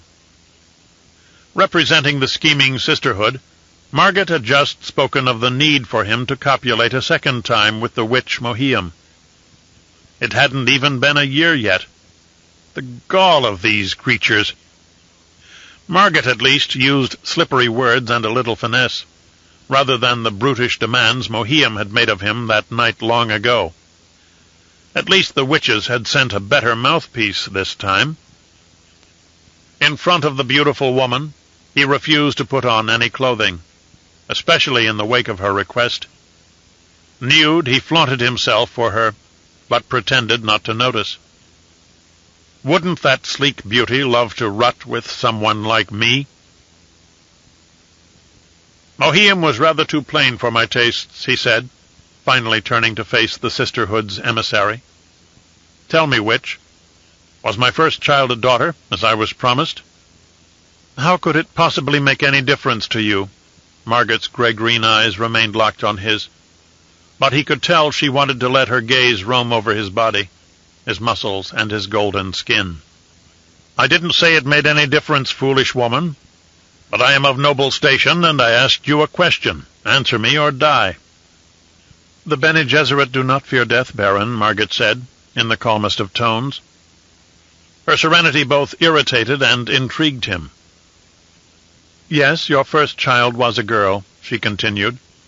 "We Bene Gesserit can influence these things. A son would have been of no use to us." "I see. So why are you back?" "I am not authorized to reveal more." "I find your sisterhood's second request deeply offensive. I told the Bene Gesserit never to bother me again. I could have you killed for defying me. This is my planet and my keep." "Violence would not be wise." Steady tone with a threatening undercurrent. How could she appear so strong and monstrous in such a deceptively lovely body? "You threatened to reveal my alleged spice stockpiles last time. Have you come up with anything new, or are you using the same old blackmail?" "We Bene Gesserit can always provide new threats, if you wish, Baron. Though evidence of your fraudulent spice production reports should still be sufficient to bring down the Emperor's wrath." The Baron raised an eyebrow and finally deigned to snatch a slick black robe from his dressing chair. "I have it on certain authority that several great houses have their own stockpiles of melange. Some say even our own Emperor Elrood is not above the practice." "The Emperor is not in good humor or good health these days. He seems to be preoccupied with Ix." Baron Harkonnen paused to consider this. His own spies at the royal court on Kytane reported that old Elrood had been increasingly unstable and short-tempered of late, with signs of paranoia. His mind was going, his health was failing, and this caused him to be more vicious than ever, as evidenced by his blithely allowing the destruction of House Vernius. "What do you think I am?" the Baron asked. "A prized Seleucid bull to be put out to stud?" He had nothing to fear, because the witches no longer had a scintilla of physical proof against him. He had scattered his stockpile of spice to deep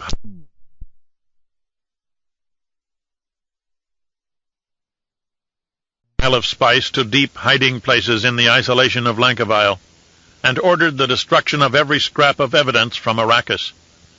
It had all been done expertly by an ex-Choam auditor in his employ. The Baron smiled.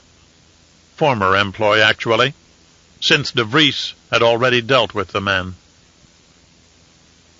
These Bene Gesserit could threaten him all they wanted, but had no real hold over him. This knowledge gave him a new power, a new way to resist. The witch continued staring at him impertinently. He wanted to squeeze Margaret's slender throat and shut her up forever.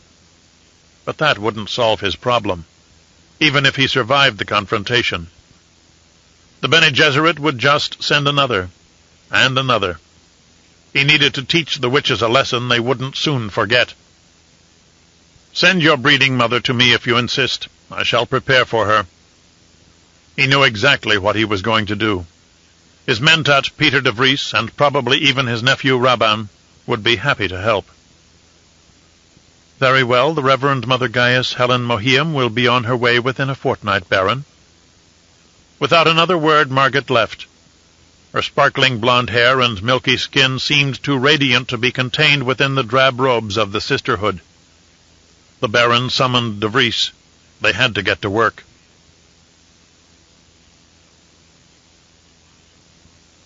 Without a goal, a life is nothing. Sometimes the goal becomes a man's entire life, an all-consuming passion. But once that goal is achieved, what then? Oh, poor man, what then? Lady Helena Atreides, Her Personal Journals. After his childhood years of repression on Giedi Prime, young Duncan Idaho found the lush world of Caladan a paradise.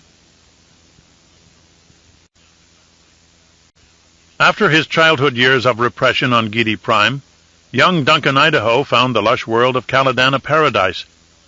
He'd been landed without a map in a city on the opposite side of the world from Castle Caladan. Janice's friend, the second mate Reno, had discharged his obligations to the boy, then kicked the stowaway out onto the streets of a lowland spaceport. Paying no further attention to him, the crew offloaded their cargo of recyclables and industrial scraps and took on a fresh load of pundi rice wrapped in bags made from grain fibers. Without saying goodbye, without offering advice or even wishing Duncan well, the second mate had climbed back aboard his cargo hauler and returned to the highliner in orbit. Duncan couldn't complain. At least he had escaped from the Harkonnens. Now all he had to do was find Duke Atreides. The boy stood there among strangers on a strange world, watching the ship ascend into the cloudy sky. Caladan was a planet of rich and compelling smells, the air moist and laden with the salt of the sea, the sourness of fish, and the spice of wildflowers. In all his life on Giedi Prime, he had never encountered anything like it. On the southern continent, the hills were steep and covered with intensely green grasses and terraced gardens hacked into the slopes like drunken stair-steps. Teams of hard-working farmers moved about under the misty yellow sun. Not wealthy, but still happy. Wearing old clothes, they transported fresh fruits and vegetables on suspensor-borne pallets to the marketplace. As Duncan stared with hungry eyes at the passing farmers, one kindly old man gave him a small, overripe paradan melon, which the boy ate voraciously. Sweet moisture dripped between his fingers. It was the most delicious meal he'd ever had. Seeing the boy's energy as well as his desperation, the farmer asked him if he would like to return and work in the rice paddies for a few days.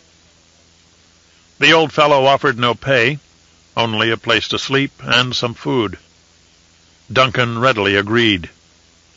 On the long way back, the boy told him the story of his battles with the Harkonnens, how his parents had been arrested and killed, how he had been chosen for Rabban's hunt, and how he had eventually escaped. "Now I must present myself to Duke Atreides," he said with complete faith. "But I don't know where he is or how to find him." The old farmer listened attentively, then gave a grave nod. Caledanians knew the legends of their duke, had witnessed the greatest of his bullfights at the departure of his son Leto to Ix. The people here honored their leader, and to them it seemed fundamentally reasonable that any citizen could request an audience with the Atreides. "I can tell you the city where the Duke lives," the old man said. "My sister's husband even has a map of the whole world, and I can show you. But I don't know how you could get there. It's very far away." "I'm young and strong. I can make it." The farmer nodded and led his visitor back to the rice paddies. Duncan stayed 4 days with the man's family, working up to his waist in flooded fields. He waded through the water, clearing channels, inserting small but hardy seedlings into the loose mud. He learned the songs and chants of the pundi rice planters. One afternoon, spotters in the low-hanging trees banged on pans, sounding an alarm. Moments later, ripples in the peaty water signaled the approach of a school of pantherfish, bog dwellers that swam in packs searching for prey. They could strip the flesh off a farmer's bones in moments. Duncan scrambled up one of the tangled tree trunks to join the other panicked rice farmers. He hung in the low branches, pushing Spanish moss aside as he looked down and watched the ripples approach. Beneath the water, he could see large, many-fanged creatures armored with broad scales. Several of the pantherfish circled around the trunk of the swamp tree in which Duncan had taken refuge.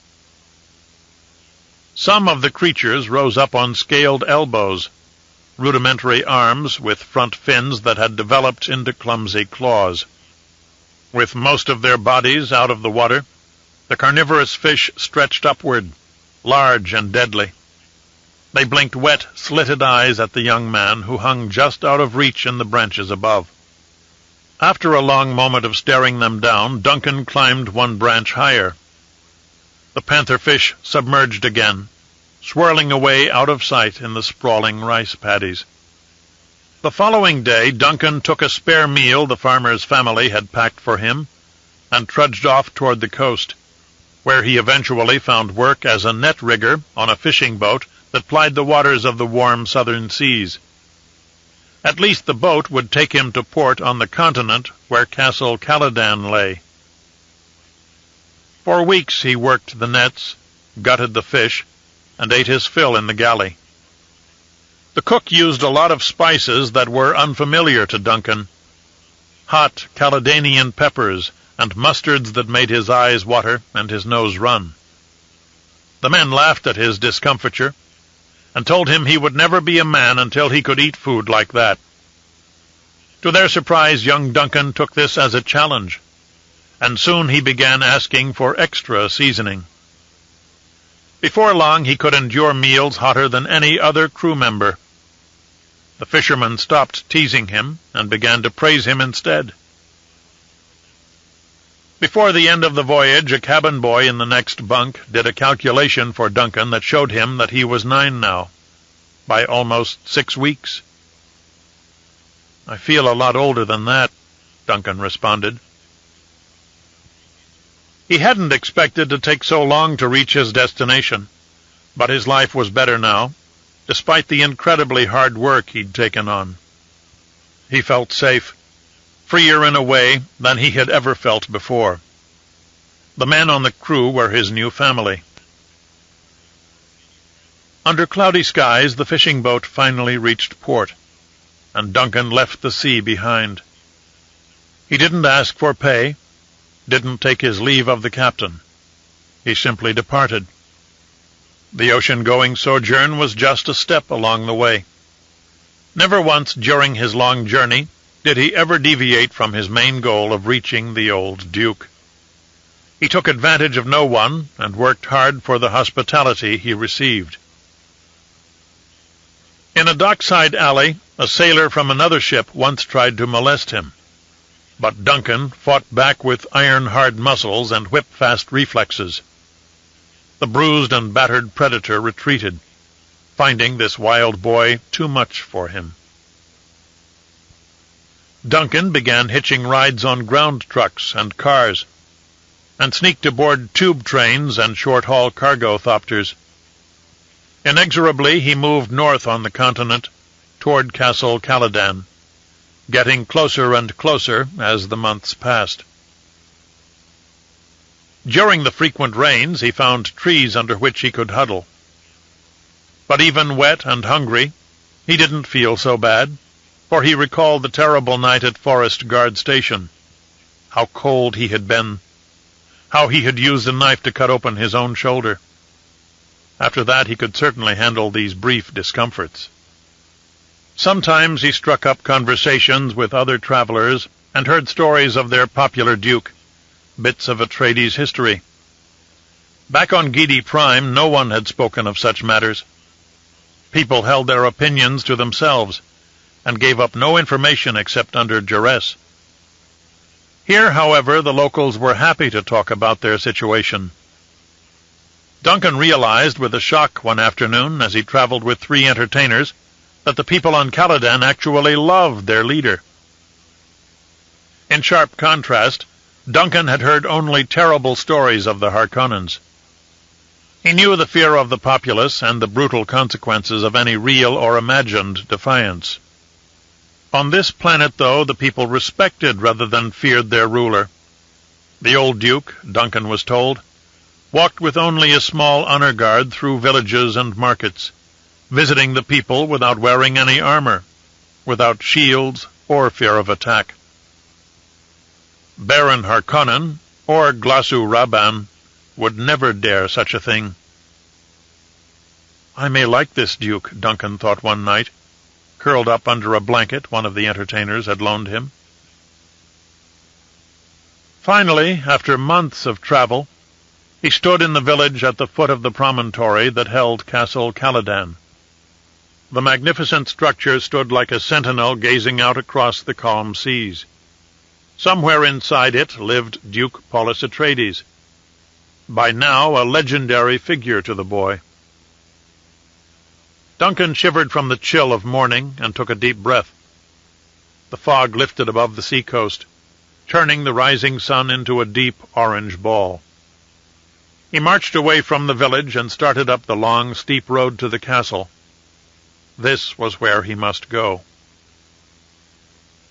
As he walked, he did what he could to make himself presentable, brushing the dust from his clothes and tucking his wrinkled pullover shirt into his trousers.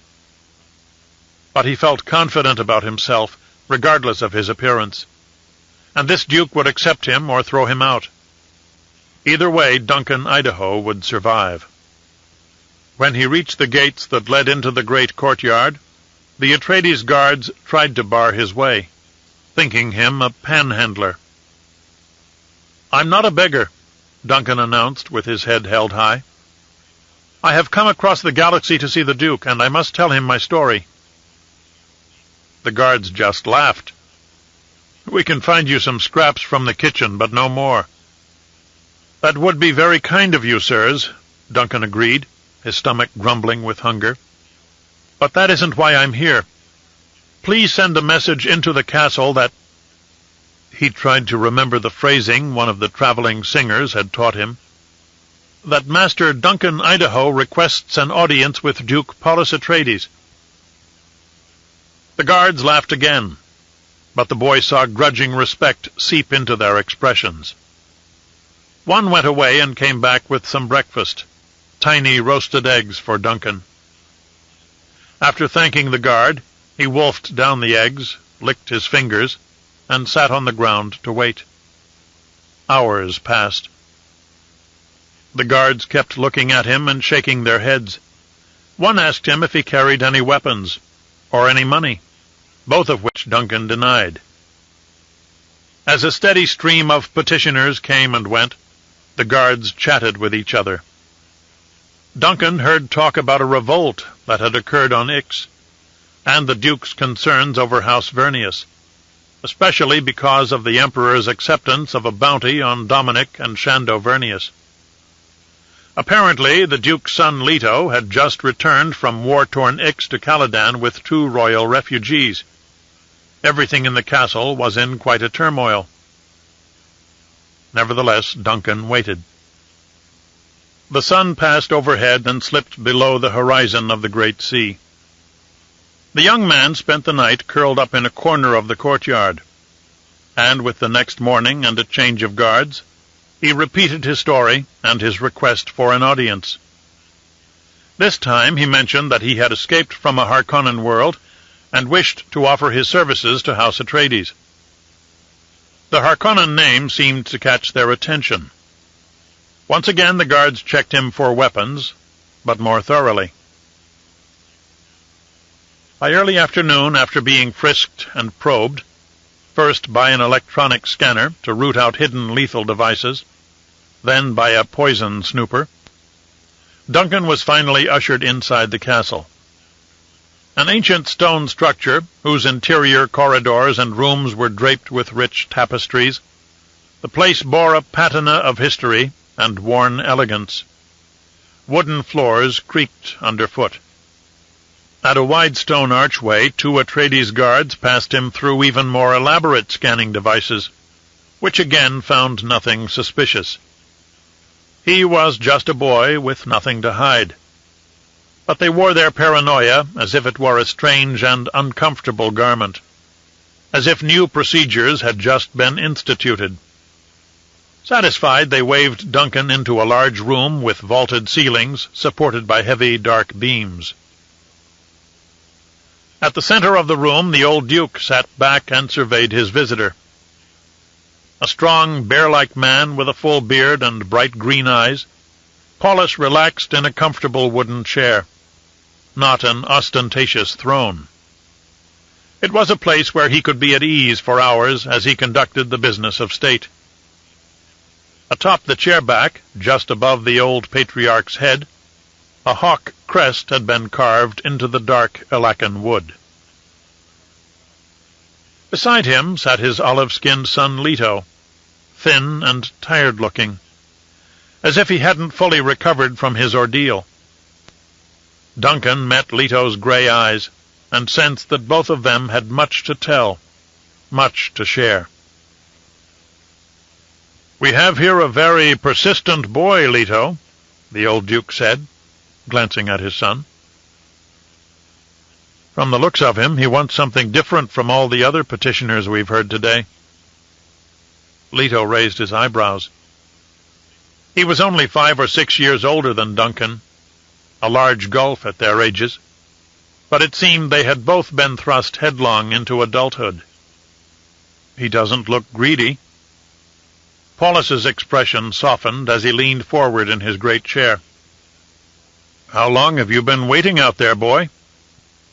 "Oh, that doesn't matter, my Lord Duke," Duncan answered, hoping he used the right words. "I'm here now." Nervously he scratched a mole on his chin. The old Duke flashed a quick scowl at the guard who had escorted him in. "Have you fed this young man?" "They gave me plenty, sir. Thank you. And I also had a good night's sleep in your comfortable courtyard." "In the courtyard?" Another scowl at the guard. "So why are you here, young man? Did you come from one of the fishing villages?" "No, my lord. I am from Giedi Prime." The guards tensed hands around their weapons. The old Duke and his son flashed a glance at each other, disbelief at first. "Then you'd better tell us what's happened to you," Paulus said. Their expressions changed to grim disgust as Duncan told his story, omitting no detail. The Duke's eyes widened. He saw the guileless expression on this young man's face and looked at his son, thinking that this was no made-up tale. Leto nodded. No boy of 9 years could have concocted such a story, however much he might have been coached. "And so I came here, sir," Duncan said, "to see you." "You landed in which city on Caladan?" the Duke asked again.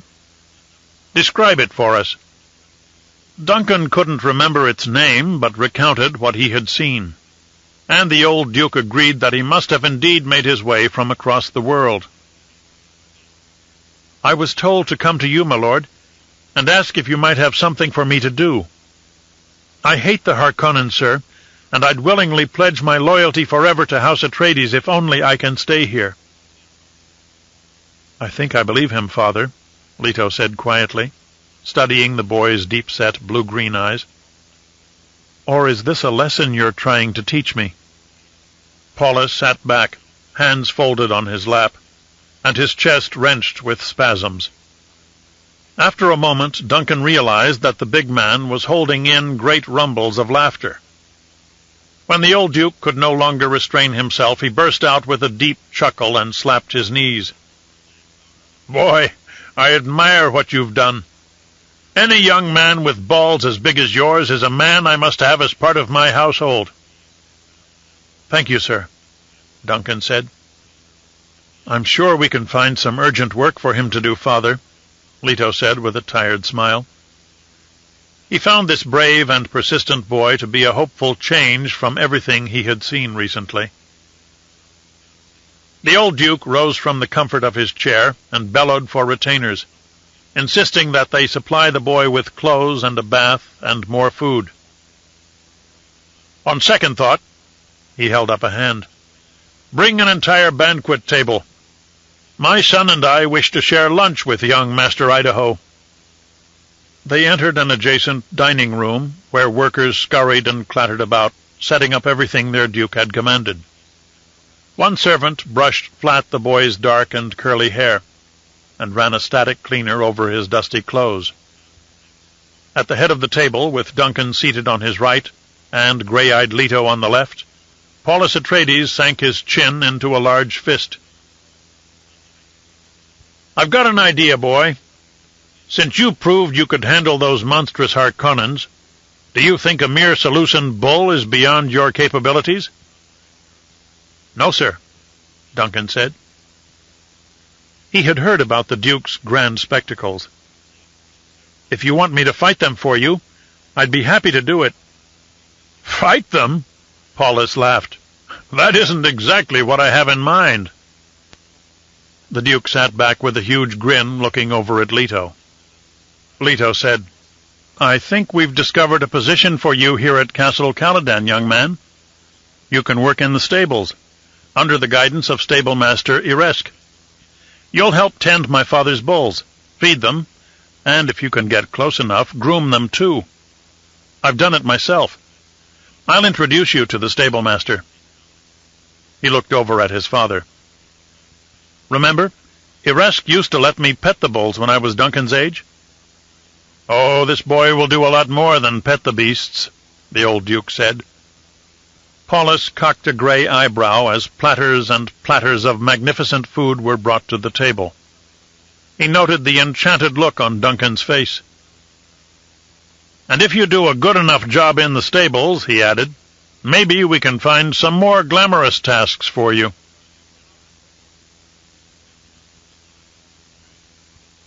History has seldom been good to those who must be punished. Bene Gesserit punishments cannot be forgotten. Bene Gesserit dictum. A new Bene Gesserit delegation, bearing Gaius Helen Mohiam, arrived on Gidi Prime. Freshly delivered of her sickly Harkonnen daughter, Mohiam found herself in the Baron's keep for the second time in the space of a year. She arrived in daylight this time, though the greasy cloud cover and pillars of smoke from unfiltered factories gave the sky a bruised appearance that strangled any hint of sunshine. The Reverend Mother's shuttle touched down at the same spaceport as before, with the same demand for special services. But this time Baron Harkonnen had secretly vowed to do things differently. Stepping in perfect rhythm, a stony-faced regiment of the Baron's household troops marched up to surround the Bene Gesserit shuttle, more than sufficient to intimidate the witches. The Berseg Kryubi, formerly a pilot on Arrakis and now head of Harkonnen House Security, stood in front of the shuttle debarkation ramp, 2 steps ahead of his nearest troops. All were dressed in formal blue. Mohiam appeared at the top of the ramp, engulfed in her Bene Gesserit robes and flanked by acolyte retainers, personal guards, and other sisters. She frowned with disdain at the Berseg and his men. "What is the meaning of this reception? Where is the Baron?" Berseg Kryubi looked up at her.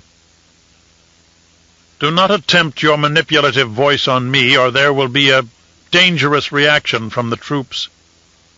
My orders state that you alone are allowed to see the Baron. No guards, no retainers, no companions. He awaits you in the formal hall of the keep." He nodded toward the attendants behind her in the shuttle. "None of these others may enter." "Unthinkable," Mohiam said. "I request formal diplomatic courtesy. All of my party must be received with the respect they are due." Kryubi did not flinch. "I know what the witch wants," the Baron had said, "and if she thinks she can show up here to rut with me on a regular basis, she's sadly mistaken." Whatever that meant. The Berseg stared her down eye to eye. "Your request is denied." He was far more frightened of the Baron's punishments than of anything this woman could do to him. "You are free to leave if this does not meet with your approval." With a snort, Mohiam started down the ramp, flashing a glance at those who remained in the ship.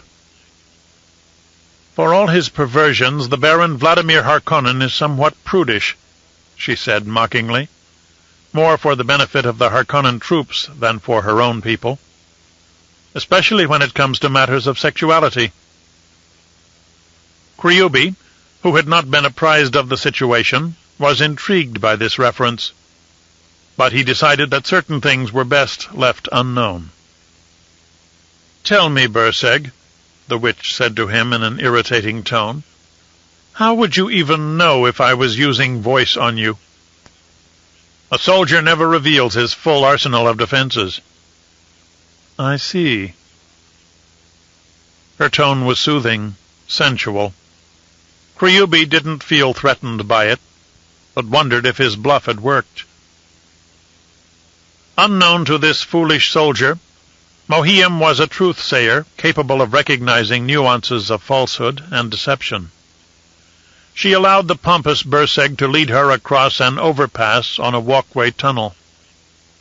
Once inside Harkonnen Keep, the Reverend Mother put on her best air of aloof confidence, gliding along with feigned nonchalance. But every one of her heightened senses was attuned to the slightest anomaly. The Baron made her extremely suspicious. She knew he was up to something.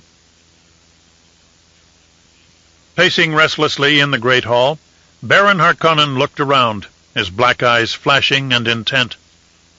The room was large and cold, the harsh light, too bright from unfiltered glow-globes, clustered in the corners and along the ceiling. As he walked in pointed black boots, his footsteps echoed, making the entire hall sound hollow, empty. A good place for an ambush.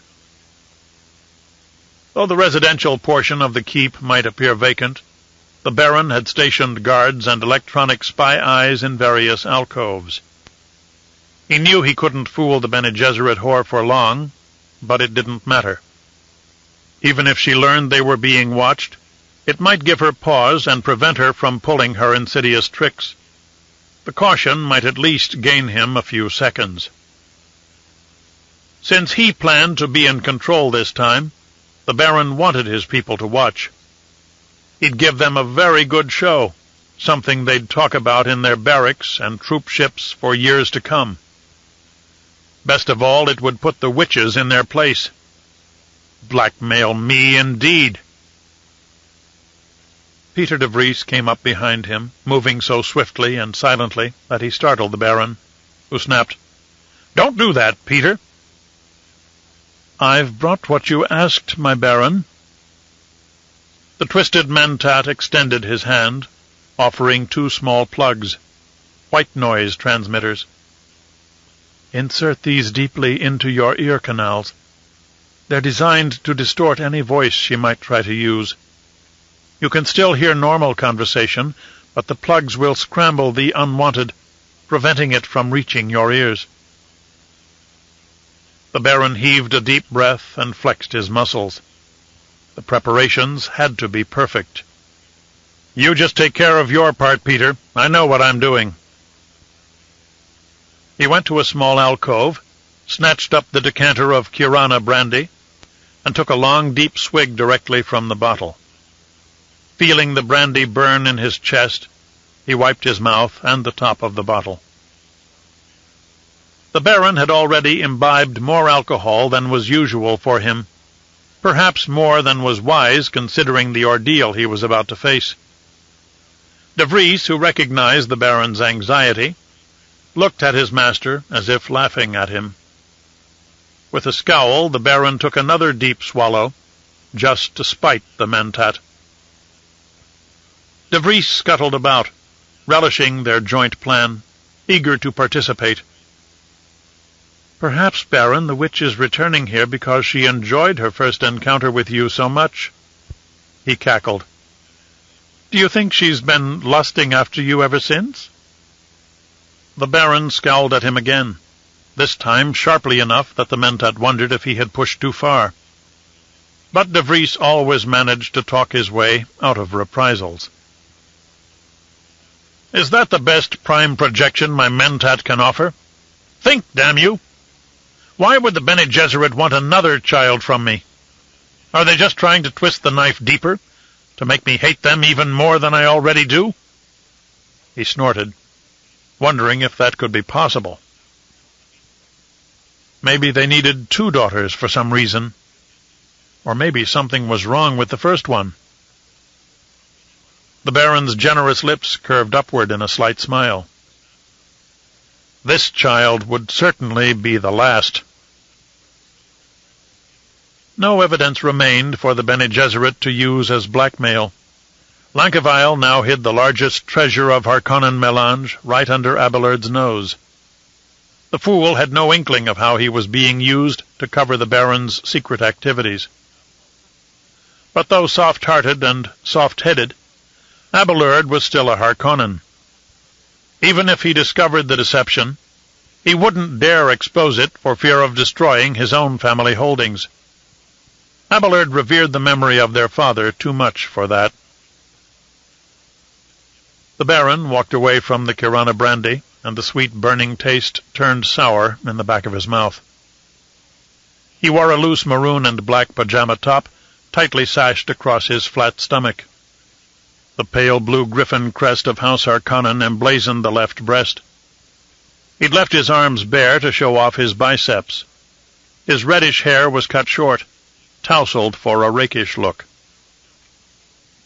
He looked hard at De Vries. The Mentat gulped from a small bottle of deep red sappho juice. "Are we ready, my Baron? She's waiting outside." "Yes, Peter."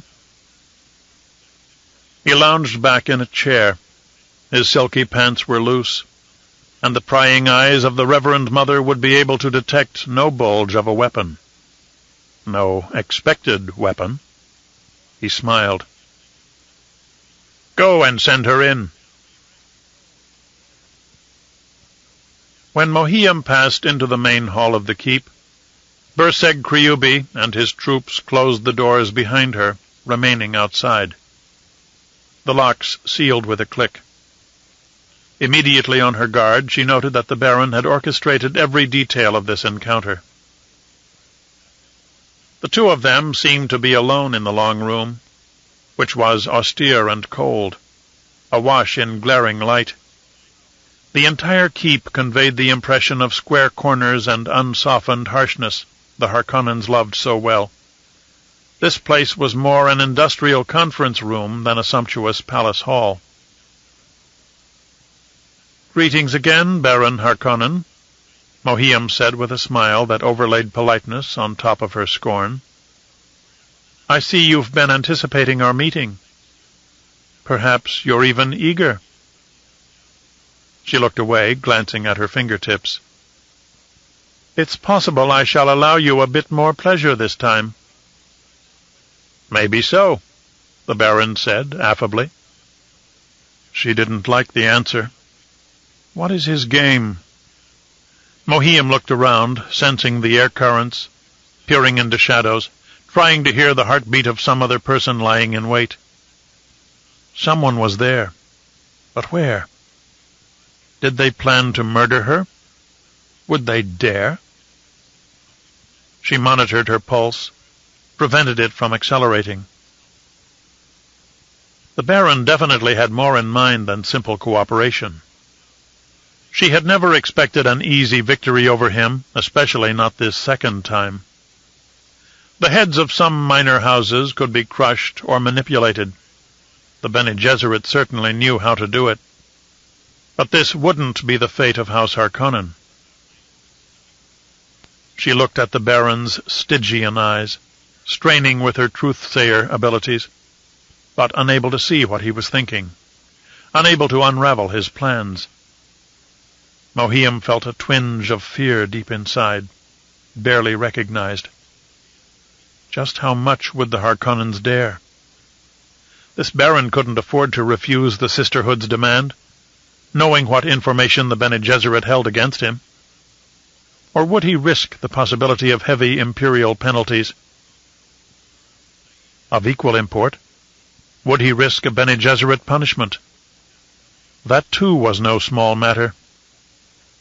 At another time she might have enjoyed playing games with him, mental and physical sparring with a strong opponent. He was slippery and could bend and twist far more easily than he could break. But right now the Baron fell beneath her contempt, serving as a stud whose genes were required by the Sisterhood. She didn't know why, or what importance this daughter might hold, but if Mohiam returned to Wallach 9 with her mission unfulfilled, she would receive a severe reprimand from her superiors.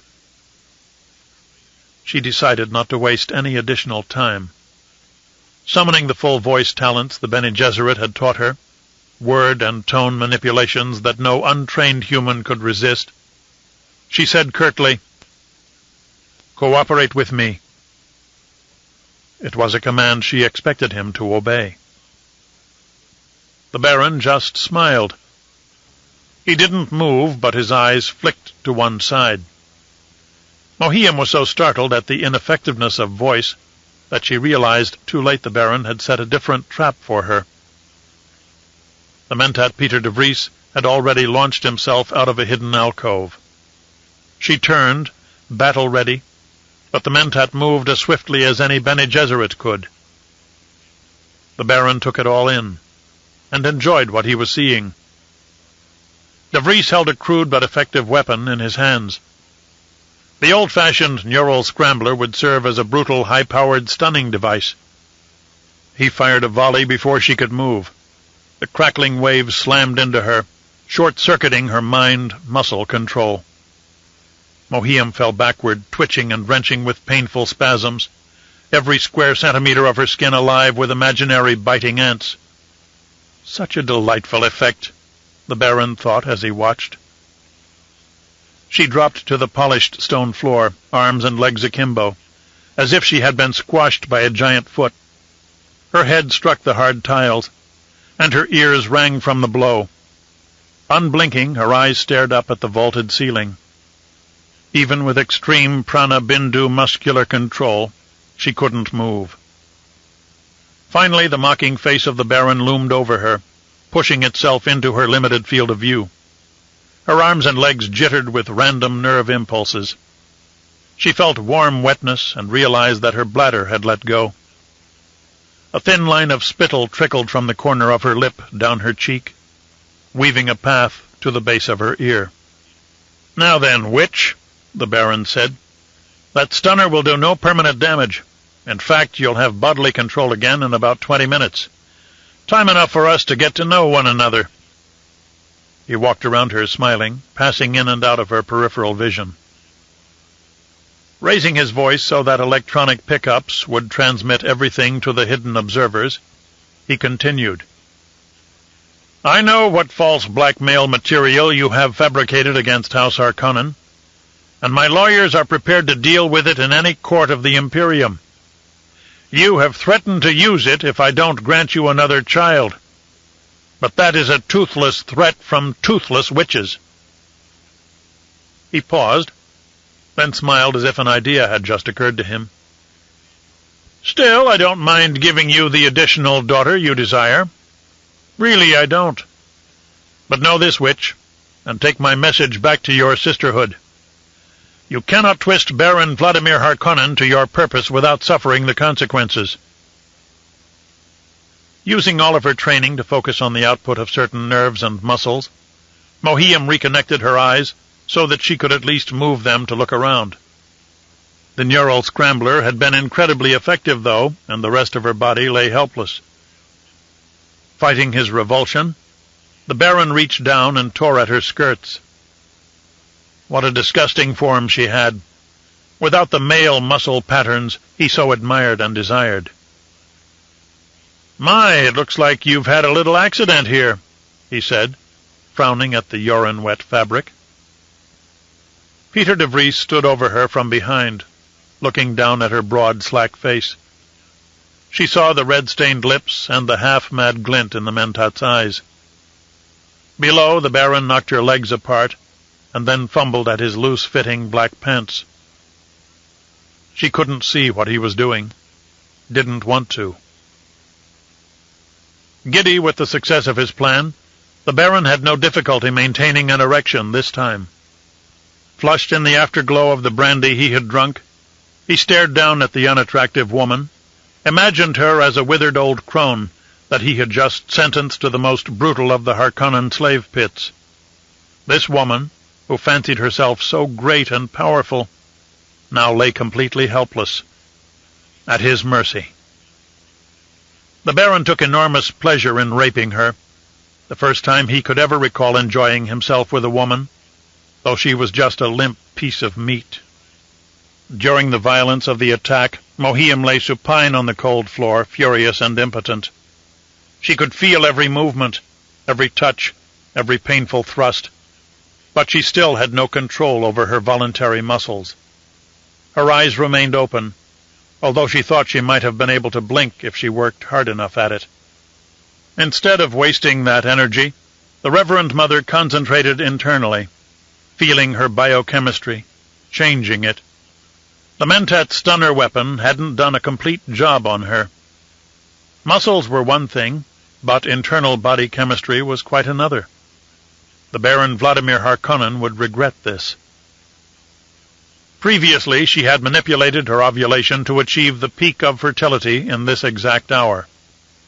Even raped, she would have no trouble conceiving a new daughter with the Baron's sperm. That was the most important consideration. Technically, she required nothing more from the vile man.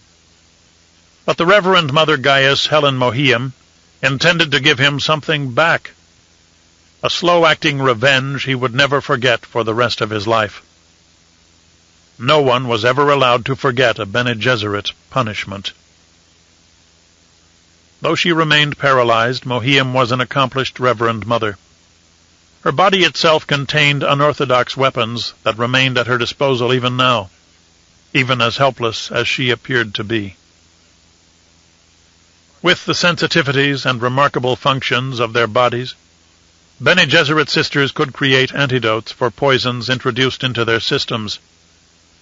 They were able to neutralize the most hideous strains of diseases to which they had been exposed, and either destroy the virulent pathogens, or render them latent in their bodies, keeping the diseases themselves as resources for later use. Mohiam carried several such latencies within her, and she could activate those diseases by controlling her own biochemistry. Now the Baron lay on top of her, grunting like an animal, his jaw clenched, his lips curled back in a sneer. Beadlets of stinking sweat covered his reddened face. She stared up. Their eyes met, and he thrust harder, grinning. That was when Mohiam selected the particular disease, an oh-so-gradual vengeance, a neurological disorder that would destroy his beautiful body. The Baron's physique obviously brought him much pleasure, was a source of great pride. She could have infected him with any number of fatal, suppurating plagues, but this affliction would be a deeper blow to him, much slower in its course. She would make the Baron face his own appearance every day as he grew fatter and weaker. His muscles would degenerate. His metabolism would go haywire. In a few years he wouldn't even be able to walk by himself. It was such a simple thing for her to do, but its effects would last for years, for the rest of his life. Mohiam envisioned the Baron pain-racked, so obese he couldn't even stand erect unassisted, screaming out in agony. Finished, smug in the belief that he had shown the witch who was the more powerful, Baron Vladimir Harkonnen withdrew and stood up, frowning at her in disgust now. "Peter, get me a towel so I can wipe the whore's slime off of me." The Mentat scuttled out of the room, chuckling. The hall doors were opened again. Uniformed house guards marched in to watch as Mohiam regained the use of her muscles, bit by bit.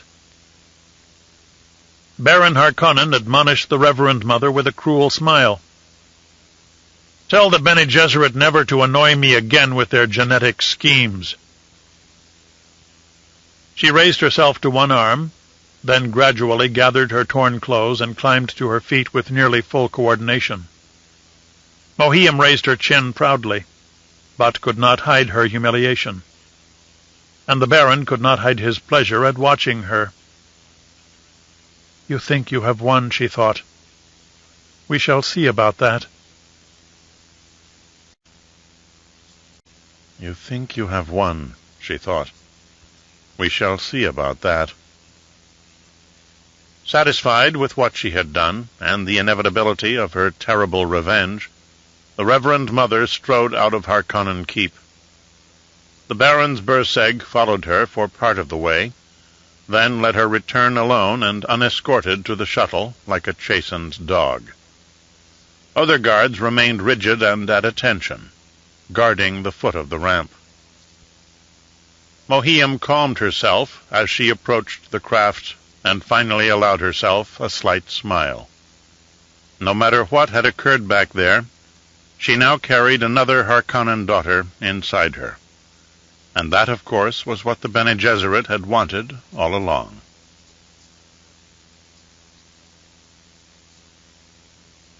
How simple things were when our Messiah was only a dream. Stilgar, Naib of Sietch Tabr. For Pardot Kynes, life would never be the same now that he had been accepted into the Sietch. His wedding day to Freeth approached, requiring that he spend hours on preparation and meditation, learning Freeman marriage rituals, especially the Ahal, the ceremony of a woman choosing a mate. And Freeth had certainly been the initiator in this relationship. Many other fascinations distracted him, but he knew he could not make any mistakes in such a delicate matter. For the Sietch leaders, this was a grand occasion, more spectacular than any normal Freeman wedding. Never before had an outsider married one of their women, though Naib Hanar had heard of it happening occasionally in other Sietches. After the would-be assassin Ulit had sacrificed himself, the tale told throughout the Sietch, and no doubt spread among other hidden Freeman communities, was that Ulit had received a true vision from God, that he had been directed in his actions. Old One-Eyed Hanar, as well as Sietch elders Jerath, Aliid, and Garna, were suitably chagrined for having questioned the impassioned words of the planetologist in the first place.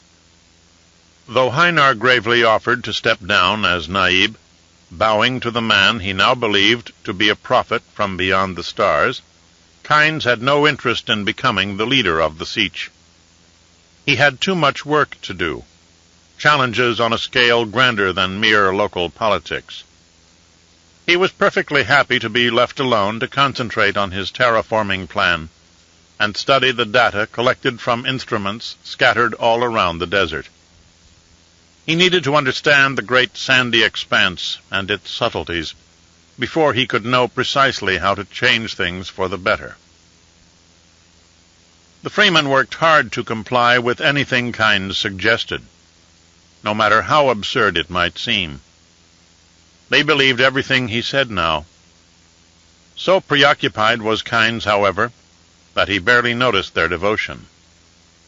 If the planetologist said he needed certain measurements, Freeman scrambled across the desert, setting up collection points in remote regions, reopening the botanical testing stations that had been long abandoned by the Imperium. Some devoted assistants even traveled to the forbidden territories in the south, using a mode of transportation they had kept secret from him. During those frantic first weeks of information gathering, 2 Freeman men were lost, though Kynes never learned of it. He reveled in the glorious data flooding to him. This was more than he had ever dreamed of accomplishing in years of working alone as the Imperial planetologist. He was in a scientific paradise. The day before his wedding, he wrote up his first carefully edited report since joining the Sietch, culminating weeks of work. A Freeman messenger delivered it to Arrakis, where it was then transmitted to the Emperor. Kynes's work with the Freeman threatened to put him in a conflict of interest as Imperial planetologist, but he had to keep up appearances. Nowhere in his report did he mention, or even hint at, his newfound relationship with the desert people. Kytane must never suspect that he had gone native. In his mind, Arrakis no longer existed. This planet was now, and forever would be, Dune. After living in the Sietch, he could not think of it by anything other than its Freeman name. The more he discovered, the more Pardot Kynes realized that this strangely dry and barren planet held far deeper secrets than even the Emperor realized. Dune was a treasure box, waiting to be opened. Brash young Stilgar had recovered completely from his Harkonnen sword wound, and insisted on helping Kynes with chores and tedious duties. The ambitious Freeman youth claimed it was the only way to decrease a heavy water burden upon his clan. The planetologist did not feel he was owed such an obligation, but he bent against pressure from the Sietch, like a willow before the wind. The Freeman would not overlook or forget a thing like that. Stilgar's unwed sister Frith was offered to him as a wife. Almost without the planetologist noticing, she seemed to have adopted him, mending his clothes, offering him food before he realized he was hungry. Her hands were quick, her blue eyes alive with a lightning intelligence, and she had saved him from many faux pas even before he could react. He had considered her attentions little more than appreciation for saving the life of her brother, and had accepted her without further consideration. Kynes had never before thought about marriage, for he was too solitary a man, too driven in his work. Yet, after being graciously welcomed into the community, he began to understand how quickly the Freeman took offense. Kynes knew he dared not refuse. He also realized that, given the many Harkonnen political restrictions against freemen on this world, perhaps his marriage to Frith would smooth the way for future researchers. And so, with the rising of both full moons, Pardot Kynes joined the other freemen for the marriage ritual. Before this night was over, he would be a husband. He had a sparse beard now, the first of his life. Frith, though hesitant to speak her mind about anything, seemed to like it. Led by pirate-eyed Haenar, as well as the Sayadina of the Sietch, a female religious leader, much like a reverend mother, the wedding party came down from the mountains after a long and careful journey and out onto the open sands, rippled with dunes. The moons shone down, bathing the sandscape with a pearly, glistening luster. Staring at the sinuous dunes, Kynes thought for the first time that they reminded him of the gentle, sensuous curves of a woman's flesh. Perhaps I have my mind on the marriage more than I'd thought. They walked single file onto the dunes, climbing the packed windward side, and then breaking a trail along the soft crest. Alert for worm sign or Harkonnen spycraft, spotters from the Sietch had climbed to lookout points. With his fellow tribesmen keeping watch, Kynes felt entirely safe. He was one of them now, and he knew the freemen would give their lives for him. He gazed at lovely young Frith standing in the moonlight, with her long, long hair, and her large blue-within-blue eyes focused on him, assessing, perhaps even loving. She wore the black robe that signified she was a woman betrothed. For hours back in the caves, other freeman wives had braided Frith's hair with her metal water wings, together with those belonging to her future husband, to symbolize the commingling of their existence. Many months ago, the Sietch had taken all of the supplies from Kynes's ground car and added his containers of water to the main stores.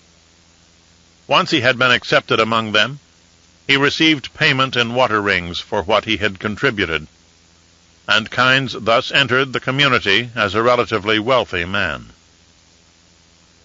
As Frith looked at her betrothed, Kynes realized for the first time how beautiful and desirable she was, and then chastised himself for not having noticed before. Now the unmarried freeman women rushed out onto the dune field, their long, unbound hair flying in the night breeze. Kynes watched as they began the traditional wedding dance and chant. Rarely did members of the Sietch explain their customs to him, where the rituals had come from, or what they signified. To the freeman, everything simply was. Long in the past, ways of life had been developed out of necessity during the Zen-Sunni wanderings from planet to planet, and the ways had remained unchanged ever since. No one here bothered to question them, so why should Kynes? Besides, if he truly was the prophet they considered him to be, then he should understand such things intuitively. He could easily decipher the custom of binding water rings into the braid of the woman to be married, while the unbetrothed daughters kept their hair loose and free. The troop of unmarried women flitted across the sands in their bare feet, their footsteps floating. Some were mere girls, while others had ripened to full marriageable age. The dancers whipped and whirled, spinning about so that their hair streamed in all directions like halos around their heads. Symbolic of a desert sandstorm, he thought. Coriolis whirlwinds. From his studies, he knew that such winds could exceed 800 kilometers per hour, bearing dust and sand particles with enough force to scour the flesh off a man's bones. With sudden concern, Kynes looked up. To his relief, the sky of the desert night was clear and scattered with stars. A precursor fog of dust would be carried up in advance of any storm. The Freeman spotters would see impending weather with sufficient warning to take immediate precautions. The young girl's dancing and chanting continued. Kynes stood beside his wife-to-be, but he looked up at the twin moons, thinking of their tidal effects, how the gentle flexings of gravity might have affected the geology and climate of this world. Perhaps deep, core soundings would tell him more of what he needed to know. In future months, he wished to take extensive samples from the ice cap at the northern pole. By measuring the strata and analyzing isotopic content, Kynes would be able to draw a precise weather history of Arrakis.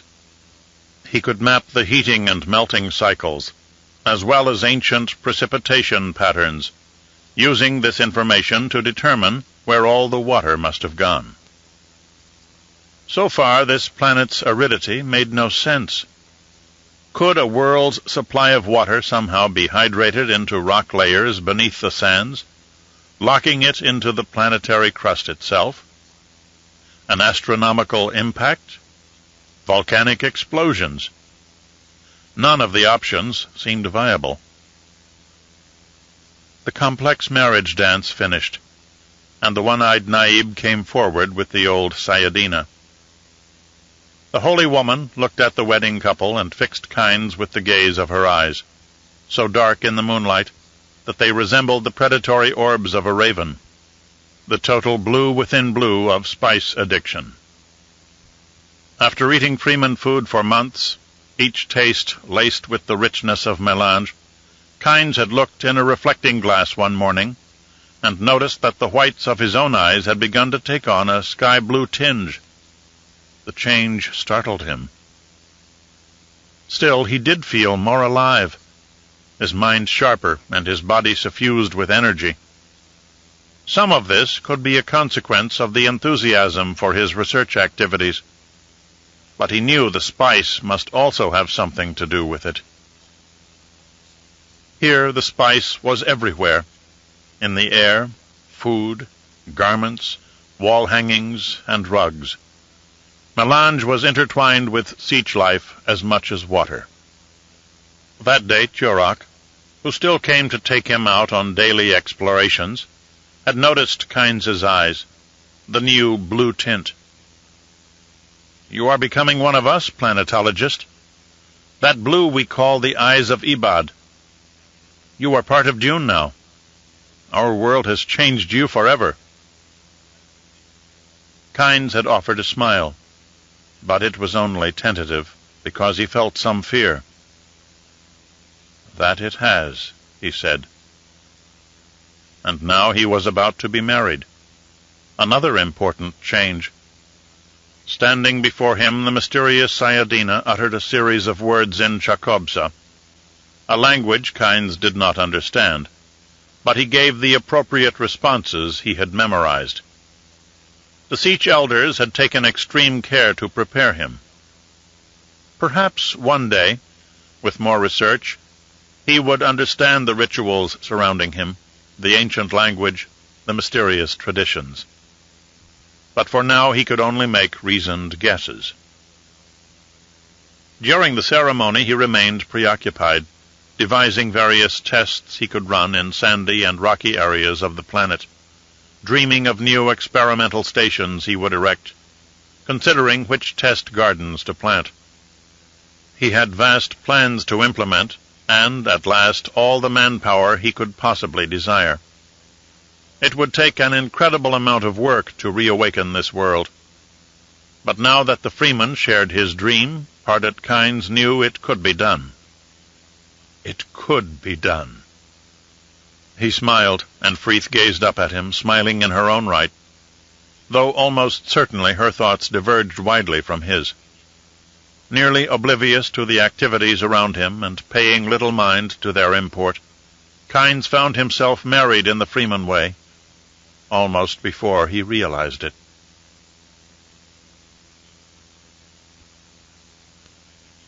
The haughty do but build castle walls, behind which they seek to hide their doubts and fears. Bene Gesserit axiom. The dawn mists carried an iodine tang from the sea, rising from the wet black cliffs that supported the spires of Castle Caladan. Normally, Paulus Atreides found it peaceful and refreshing, but today it made him uneasy. The old Duke stood out on one of the tower balconies, drawing a deep breath of fresh air. He loved this planet, especially the early mornings. The fresh, pure kind of silence gave him more energy than a good night's sleep ever could, even in troubled times such as these. To ward off the chill, he wrapped himself in a thick robe, trimmed with green Canadar wool. His wife paused behind him in the bedchamber, hanging on every breath, as she always did after they had been fighting. It was a matter of form. When Paulus didn't object, she came closer to stand next to him to gaze out upon their world. Her eyes were tired, and she looked hurt, but unconvinced. He would hold her, and she would warm to him, and then she would try to press the issue again. She still insisted that House Atreides was in grave danger because of what he had done. From below, shouts and muted laughter, and the sounds of exercise drifted upward. The Duke looked down to the sheltered courtyard, pleased to see his son Leto already outdoing his training routines with the exiled Prince of Ix. Both wore body shields that hummed and flickered in the orange early morning light. The young men carried blunted stun daggers in their left hands, and training swords in their right. In the weeks they had lived on Caladan, Romber had recovered quickly and completely from the concussion he'd received during their escape from Ix. The exercise and fresh air had improved his health, his muscle tone, his complexion. But the stocky young man's heart and his mood would take much longer to heal. He seemed all at sea yet from what had happened to him. The two circled and parried, slashing down, trying to judge just how fast they could move their blades without having them deflected by the protective fields. They challenged and pounced, striking with a flurry of attacks that had no hope of penetrating the other's defenses. Blades sang and ricocheted from the shimmering shields. "The boys have so much energy for such an hour," Helena said, rubbing her red-rimmed eyes. A safe comment, not likely to raise any objections. She took half a step closer. "Romber's even lost weight." The old Duke looked over at her, noting the age-sharpened porcelain of her features, a few strands of gray in her dark hair. "This is the best time for training. Gets the blood flowing for the entire day. I taught Leto that when he was just a boy." From far out at sea, he heard the clang of a reef-marking buoy and the putter of a fishing coracle, one of the local wickerwood boats with waterproofed hulls.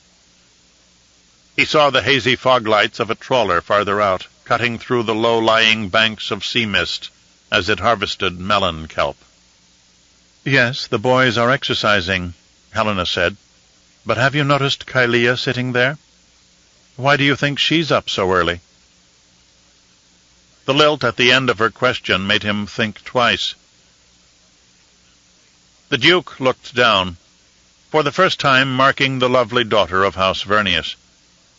Kylia lounged on a polished coral bench in the sunshine, daintily eating from a plate of assorted fruits. She had her padded copy of the Orange Catholic Bible beside her on the bench, Helena's gift, but she wasn't reading it. Puzzled, Paulus scratched his beard. "Does the girl always get up this early? I suspect she's not adjusted to our Caladan days yet."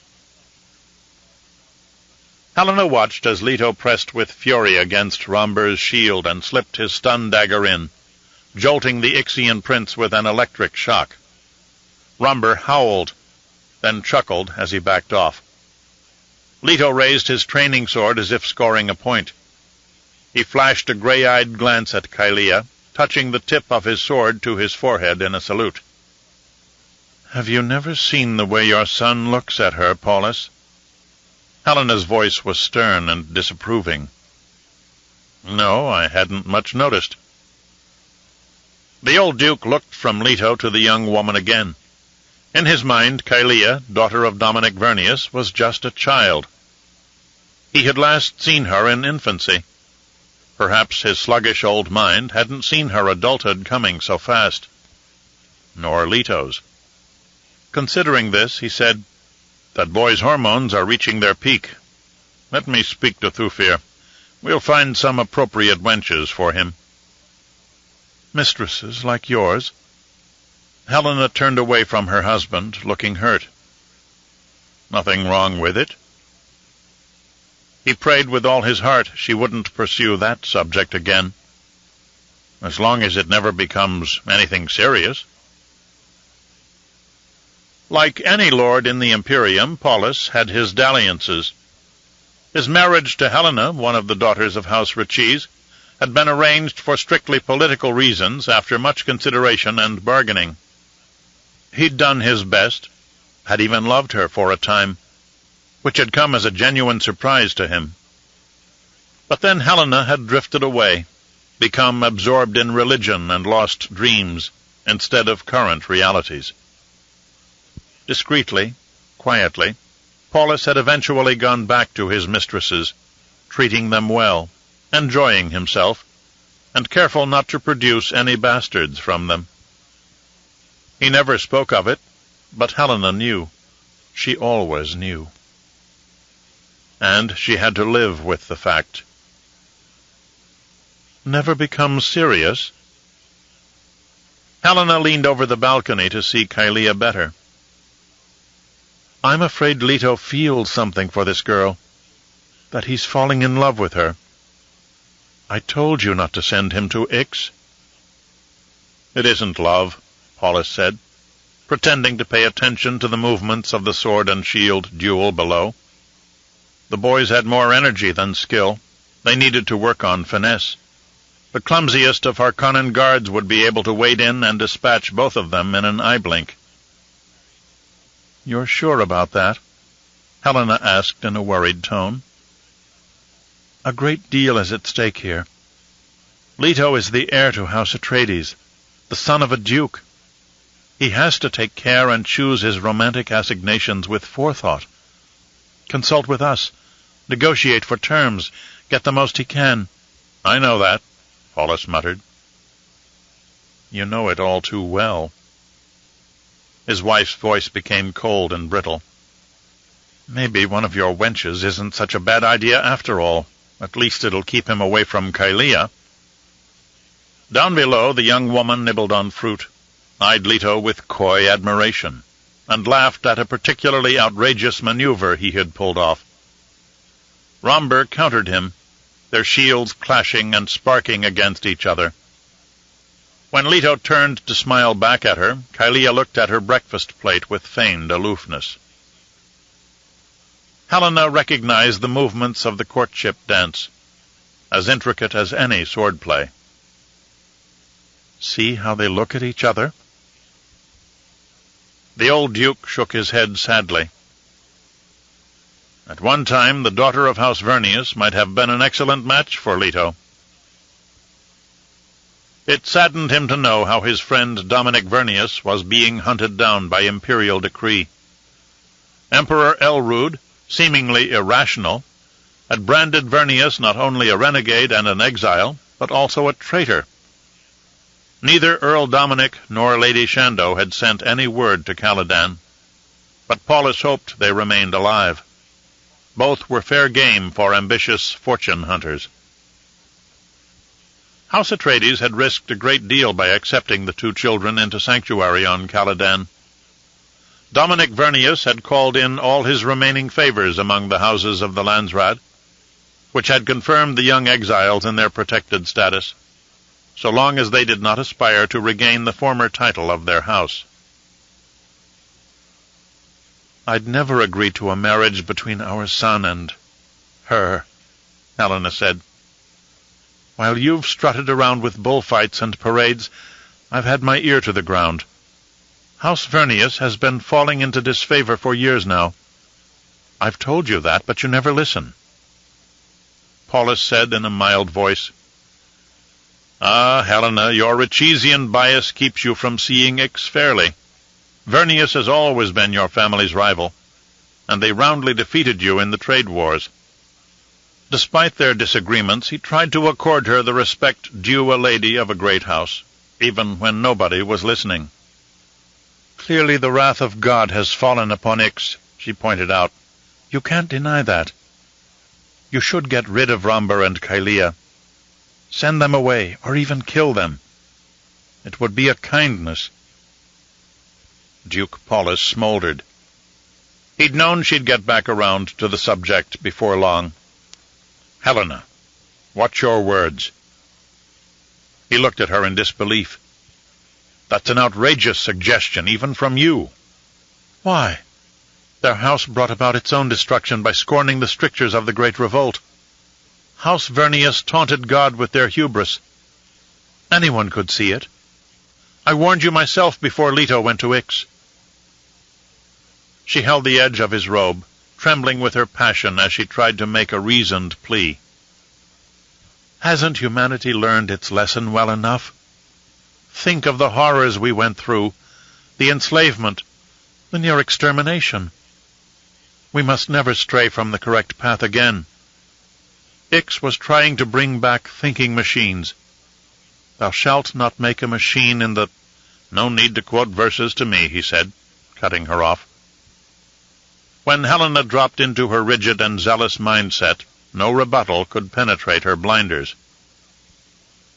"But if you would just listen and read," Helena pleaded. "I can show you the passages in the book." "Dominic Vernius was my friend, Helena," Paulus said, "and House Atreides stands by its friends. Romber and Kylia are my guests here at Castle Caladan, and I will hear no more of this talk from you." Though Helena turned and vanished back into the bedchamber, he knew she would try to convince him again, at some other time. He sighed. Gripping the balcony railing, Paulus looked back down to where the boys continued their exercises. It was more like a brawl, with Leto and Romber battering at each other, laughing and running around and wasting energy. Despite her self-righteousness, Helena had made some valid points. This was the kind of opening their age-old enemies, the Harkonnens, would use to try and destroy House Atreides. Enemy legal minds were probably already working on it. If House Vernius had in fact violated Butlerian precepts, then House Atreides might be considered guilty by association. But the die was cast, and Paulus was up to the challenge. Still, he had to make sure nothing terrible happened to his own son. Below, the boys fought on, still playful, though the old Duke knew Romber ached to strike back at the myriad faceless foes who had driven his family from their ancestral home. To do that, however, both young men needed training. Not only the required brutal instruction in the use of personal weaponry, but in the skills required to lead men and the abstractions of large-scale government. Smiling grimly, the Duke knew what he had to do. Romber and Kylea had been placed in his care. He had sworn to keep them safe, had given his blood oath to Dominic Vernius. He must give them the best chance they could possibly have. He would send Romber and Leto to his master of assassins, Thufir Hawat. The warrior Mentat stood like an iron pillar, glaring at his two new students. They stood atop a barren sea cliff kilometers north of Castle Caladan. The wind smashed against the slick rocks and blasted upward, rustling clumps of pampas grass. Gray gulls wheeled overhead, shrieking to each other, scanning for edible flotsam on the rocky beach. Stunted cypress trees huddled like hunchbacks, bowed against the constant ocean breeze. Leto had no idea how old Thufir Hawat was. The sinewy Mentat had trained Duke Paulus when he was much younger, and now the Master of Assassins fended off any appearance of age through brute force. His skin was leathery, having been exposed to harsh environments on many worlds during previous Atreides campaigns, from blistering heat to numbing cold, whipping storms and the hard rigors of open space. Thufir Hawat stared at the young men in silence. He crossed his arms over his scuffed leather chest plate. His eyes were like weapons, his silence a goad. His unsmiling lips were stained the deep cranberry of sappho juice. Leto stood next to his friend, fidgeting. His fingers were chilled enough that he wished he had brought gloves. "When are we going to begin training?" He and Romber glanced at each other, impatient, waiting. "Look at me," I said, Hawat snapped. "I could have leaped forward and gutted both of you in the instant you exchanged those cute little glances." He took a menacing step toward them. Leto and Romber wore fine clothes, comfortable yet regal-looking. Their capes snapped about in the breeze. Leto's was brilliant emerald myrrh silk trimmed in black, while the Prince of Ix proudly sported the purple and copper of House Vernius. But Romber looked decidedly uneasy to be out under the towering sky. "It's all so wide open," he whispered. After interminable silence, Hawat raised his chin, ready to begin. "First of all, remove those ridiculous capes." Leto reached up to the clasp at his throat, but Romber hesitated just a moment. Within the space of a heartbeat, Hawat had ripped out his short sword and slashed the tiny cord mere millimeters from the prince's jugular vein. The wind grasped the purple-on-copper cape and carried it like a lost banner over the cliff. The cloth flew like a kite until it drifted to the churning water below. "Hey," Romber said, "why did you—" Hawat sidestepped the indignant outcry. "You came here to learn weapons training. So why did you dress for a Landsrat ball or an imperial banquet?" The Mentat snorted, then spat with the wind. "Fighting is dirty work, and unless you intend to conceal weapons in those capes, wearing them is foolish. It's like carrying your own burial shroud on your shoulders." Leto still held his green cape in his hands. Hawat reached forward, grabbed the end of the fabric, snapped it, twirled it around, and in a flash had captured Leto's right hand, his fighting hand. Hawat yanked hard and thrust out with his foot to catch the young man's ankle. Leto sprawled on the rocky ground. Static spun in front of his eyes, and he gasped to catch his breath. Romber laughed at his friend, then managed to restrain himself. Hawat yanked the cape free and tossed it up in the air, where it blew out on the ocean winds to join Romber's. "Anything can be a weapon," he said. "You're carrying your swords, and I see daggers at your sides.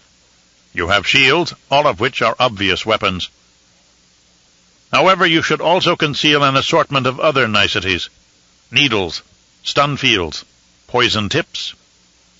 While your enemy can see the obvious weapons—" Hawat took a long training sword and slashed it in the air. "You can use them as a decoy to attack with something even deadlier." Leto stood up straight, brushing dirt and debris from himself. "But, sir, it's not sporting to use hidden weapons. Doesn't that go against the strictures of—" Hawat snapped his fingers like a gunshot in front of Leto's face. "Don't talk to me about pretty points of assassination." The Mentat's rough skin turned more ruddy, as if he barely kept his anger in check. "Is your intention to show off for the ladies, or to eliminate your opponent? This is not a game." The grizzled man focused on Romber, staring so intently that the young man backed up half a step. "Word has it there's an imperial bounty on your head, Prince, if you ever leave the sanctuary of Caladan. You are the exiled son of House Vernius. Your life is not that of a commoner. You never know when the death blow will fall, so you must be prepared at all times. Court intrigues and politics have their own rules, but oft-times the rules are not known to all players." Romber swallowed hard. Turning to Leto, Hawat said, "Lad, your life is in danger too, as heir to House Atreides. All great houses must constantly be on the alert against assassination." Leto straightened, fixing his gaze on the instructor. "I understand, Thufir, and I want to learn." He looked over at Romber. "We want to learn." Hawat's red-stained lips smiled. "That's a start," he said. "There may be clumsy clods working for other families in the Landsraad, but you, my boys, must become shining examples. Not only will you learn shield and knife fighting and the subtle arts of killing, you must also learn the weaponry of politics and government. You must know how to defend yourselves through culture and rhetoric, as well as with physical blows." The warrior Mentat squared his shoulders and stood firm. "From me you will learn all these things." He switched on his body shield. Behind the shimmering field he held a dagger in one hand, a long sword in the other. Instinctively Leto switched on his own shield belt, and the flickering Holtzman field glimmered in front of him. Romber fumbled to do the same just as the Mentat feigned an attack, pulling back at the last possible second before drawing blood. Hawat tossed the weapons from hand to hand, left, right, and left again, proving he could use either for a killing strike. "Watch carefully. Your lives may someday depend on it."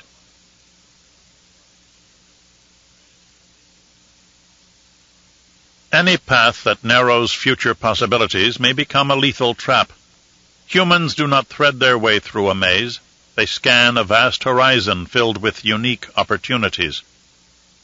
The Spacing Guild Handbook. Junction was an austere world of limited geographic variations, unadorned scenery, and strict weather control to remove troublesome inconveniences. A serviceable place, it had been chosen as Spacing Guild headquarters because of its strategic location rather than its landscapes. Here, candidates learned to become navigators. Second-growth forests covered millions of hectares, but they were stunted box trees and dwarf oaks. Certain old Terran vegetables grew in abundance, cultivated by the locals: potatoes, peppers, eggplants, tomatoes, and a variety of herbs. But the produce tended to become alkaloid, edible only after careful processing. After his mind-opening examination, stunned by the new vistas opened to him through the melange surge, Demir Pilru had been brought here without a chance to say his goodbyes to his twin brother or his parents. At first he had been upset. But the requirements of guild training rapidly filled him with so many wonders that he disregarded everything else. He found he could now focus his thoughts much better, and forget much more easily.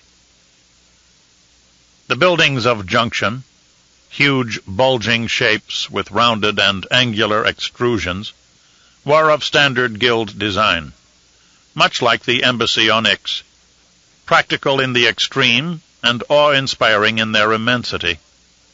Each structure bore a rounded cartouche containing the mark of infinity. Mechanical infrastructures were both Ixian and Regician, installed centuries earlier and still functioning. The Spacing Guild preferred environments that did not interfere with its important work. To a navigator, any distractions were potentially dangerous. Every guild student learned this lesson early, as did the young candidate Demur, far from home and totally engrossed in his studies, to the exclusion of any worries about his former planet's troubles. On a black grass field he was immersed in his own container of melange gas, half swimming and half crawling, as his body continued to change, his physical systems altering to adapt to the bombardment of spice. Membranes had begun to connect his toes and fingers. His body had grown longer than before and more flaccid, taking on a fish shape. No one had explained the extent of the inevitable changes to him, and he neither chose nor needed to ask. It made no difference. So much of the universe had been opened to him, he considered it a modest price to pay. Demur's eyes had grown smaller, without lashes. They were also developing cataracts. He didn't need them to see any more, though, since he had other eyes. Inner vision. The panorama of the universe unfolded for him. In the process, he felt as if he were leaving everything else behind, and it didn't bother him. Through the haze, Demur saw that the black grass field was covered with neat rows of containerized candidates and their navigator trainers. 1 life per container. The tanks vented orange clouds of filtered melange exhaust, swirling around masked humanoid attendants who stood nearby, waiting to move the tanks when told to do so. The head instructor, a navigator-steersman named Grodin, floated inside a black-framed tank that had been raised high on a platform. The trainees saw him more with their minds than with their eyes. Grodin had just returned from fold space with a student, whose tank was adjacent to his and connected with flexible tubing, so that their gases merged. Demur himself had accomplished short flights on 3 occasions now. He was considered one of the top trainees. Once he learned to travel through fold space by himself, he could be licensed as a pilot, the lowest-ranking navigator, but still vastly higher than he'd once been as a mere human. Steersman Grodin's fold space treks were legendary quests of discovery through incomprehensible dimensional knots.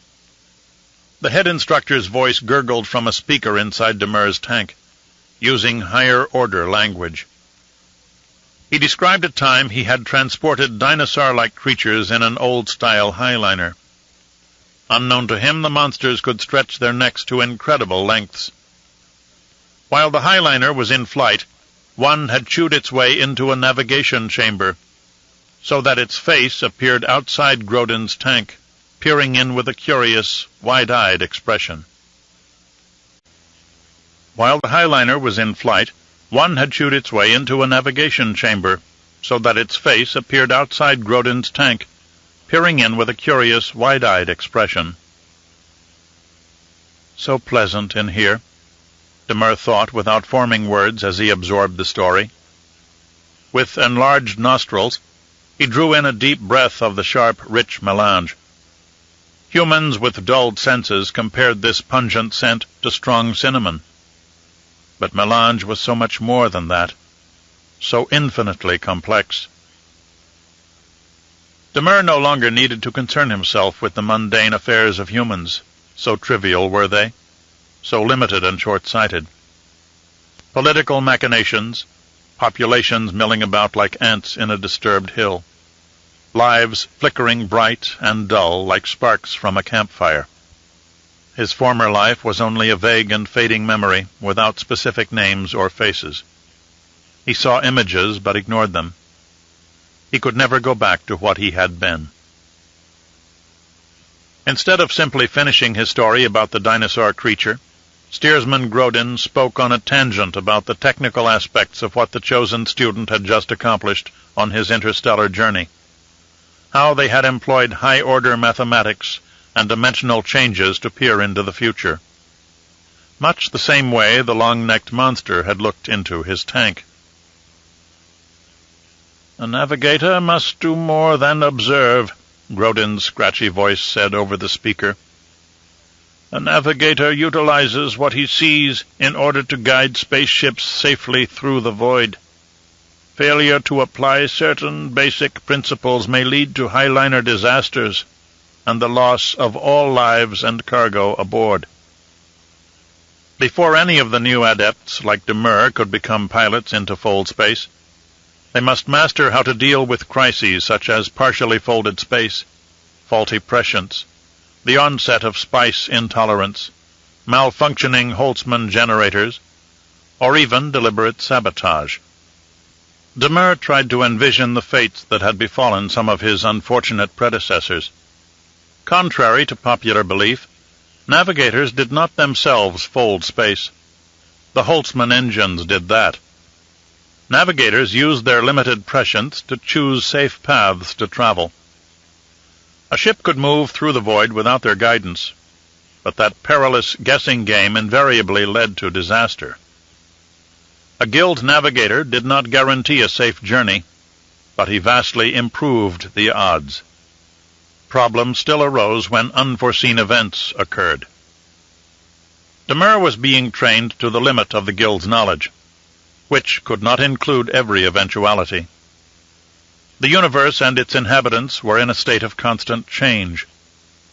All of the old schools understood this, including the Bene Gesserit and the Mentats. Survivors learned how to adjust to change, how to expect the unexpected.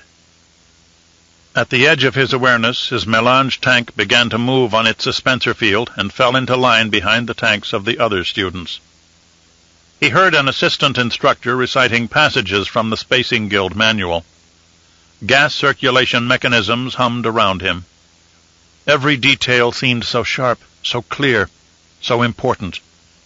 He had never felt so alive. Inhaling deeply of the orange-hued melange, he felt his concerns begin to dissipate. His thoughts drew back into order, sliding smoothly into the neural pathways of his guild-enhanced brain. "Demur! Demur, my brother!" The name swirled with the gas like a whisper in the universe, a name he no longer used now that he had been assigned a guild nav number. Names were associated with individuality. Names imposed limitations and preconceptions, family connections and past histories. They imposed individuality, the antithesis of what it meant to be a navigator. A guildsman merged with the cosmos and saw safe paths through the wrinkles of fate, prescient visions that enabled him to guide matter from place to place, like chess pieces in a cosmic game. "Demur! Can you hear me? Demur!" The voice came from the speaker inside his tank, but also from a great distance. He heard something familiar in the timbre, the inflections. Could he have forgotten so much? Demur. He'd almost erased that name from his thoughts. Demur's mind made connections that were becoming less and less important, and his slack mouth formed gurgling words. "Yes, I hear you." Nudged by its attendant, Demur's tank glided along a paved path toward an immense bulbous building where the navigators lived. No one else seemed to hear the voice. "This is Kater," the transmission continued. "Your brother. You can hear me? Finally, this thing worked. How are you? Kater? The fledgling navigator felt his mind fold back into itself, compressing to the remnants of its sluggish pre-guild state, trying to be human again just for a moment. Was that important? This was painful and limiting, like a man putting blinders on himself, but the information was there. Yes, his twin brother, Kater Pilru, human. He got flashes of his father in ambassadorial dress, his mother in guild bank uniform, his brother, like himself, with dark hair and dark eyes, playing together, exploring. Those images had been shunted out of his thoughts, like most everything of that realm, but not quite gone. "Yes," Demur said. "I know you. I remember." On Ix, in a shadowed alcove where he used his cobbled-together transmission device, Kater hunched over, desperate to avoid discovery. But this was worth any risk. Tears streaked down his cheeks, and he swallowed hard. The Tleilaxu and the suboids had continued their rampages and purges, destroying any residue of unfamiliar technology that they found. "They took you away from me, in the guild testing chamber," Kater said, his voice a husky whisper. "They wouldn't let me see you, wouldn't let me say goodbye. Now I realize you were the lucky one, Demur, considering everything that's happened here on Ix. It would break your heart to see it now." He took a deep, shuddering breath. "Our city was destroyed not long after the guild took you away from us. Hundreds of thousands are dead. The Bene Tleilax now rule here." Demur paused, taking time to slide back into the limited manner of person-to-person communication. "I have guided a highliner through fold space, brother. I hold the galaxy in my mind. I see mathematics." His sluggish words garbled together. "Now I know why. I know. I feel pain from your connection. Kater, how? This communication hurts you?" He drew back from the transmitter, concerned, and held his breath, fearful that one of the furtive Tleilaxu spies might hear him. "I'm sorry, Demur. Maybe I should—" "Not important. Pain shifts, like a headache, but different, swimming through my mind, and beyond it." Demur sounded distracted, his voice distant and ethereal. "What connection is this? What device?" "Demur, didn't you hear me? Ix is destroyed. Our world, our city is now a prison camp. Mother was killed in an explosion. I couldn't save her. I've been hiding here, and I'm at great risk while making this communication. Our father is in exile somewhere, on Kytane, I think. House Vernius has gone renegade. I'm trapped here, alone." Demur remained focused on what he considered the primary question. "Communication directly through fold space? Impossible. Explain it to me." Taken aback at his twin brother's lack of concern over the horrendous news, Kater nonetheless chose not to rebuke him. Demur had, after all, undergone extreme mental changes, and couldn't be blamed for the way he was now. Kater could never understand what his twin had been through. He himself had failed the guild's tests.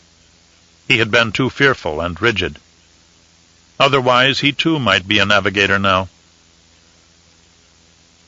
Holding his breath, he listened to a creaking sound in the passageway overhead, distant footsteps that faded, whispering voices. Then silence returned, and Kater was able to continue the conversation. "Explain," Demur said again. Eager for any kind of conversation, Kater told his brother of the equipment he had salvaged. Do you remember Davy Rogo? The old inventor who used to take us into his laboratory and show us the things he was working on? Crippled. Suspensor crutches. Too decrepit to walk. Yes, he used to talk about communicating in neutrino energy wavelengths. A network of rods wrapped in silicate crystals. Pain again. You're hurting. Kater looked around, fearful of the risk he continued to take himself. I won't talk much longer. The tone was impatient. Demure wanted to hear more. Continue explanation. Need to know this device. One day during the fighting, when I really wanted to talk with you, bits and pieces of his conversation came back to me. In the rubble of a ruined building, I thought I saw a hazy image of him next to me. Like a vision. He was talking in that creaky old voice, telling me what to do, what parts I would require and how to put them together. He gave me the ideas I needed. Interesting. The navigator's voice was flat and bloodless.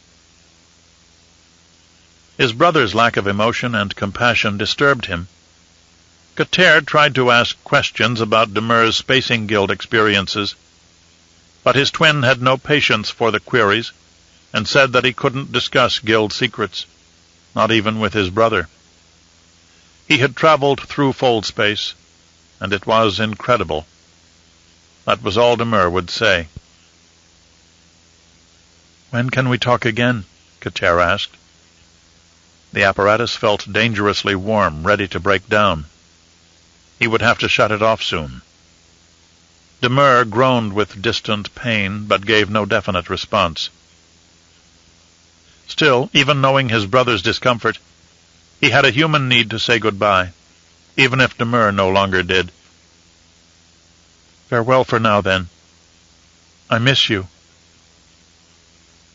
As he spoke the long overdue words, he sensed an easing of his own pain. Odd in a way, since he could no longer be sure his brother understood him as he once had.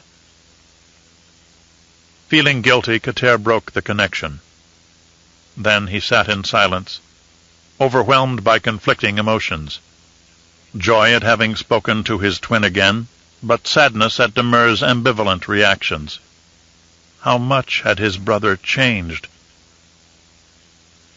Demure should have cared about the death of their mother and the tragic events that had befallen Ix. A guild navigator's position affected all mankind.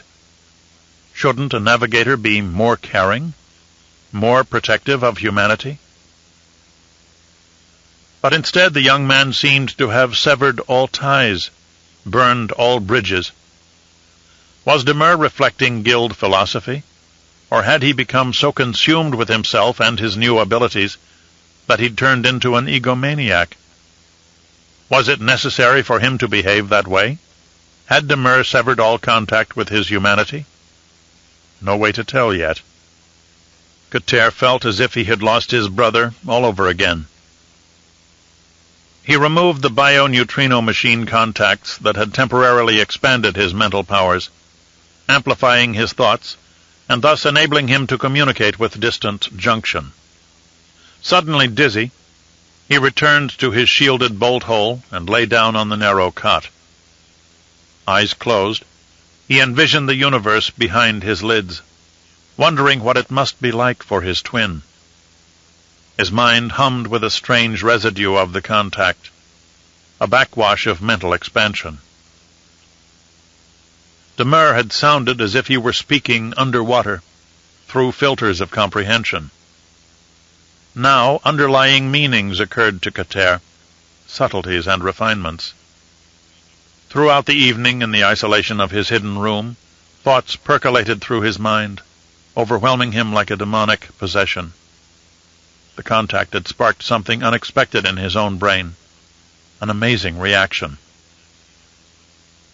For days he did not leave the enclosure, consumed with his enhanced memories, using the prototype apparatus to focus his thoughts to an obsessive clarity.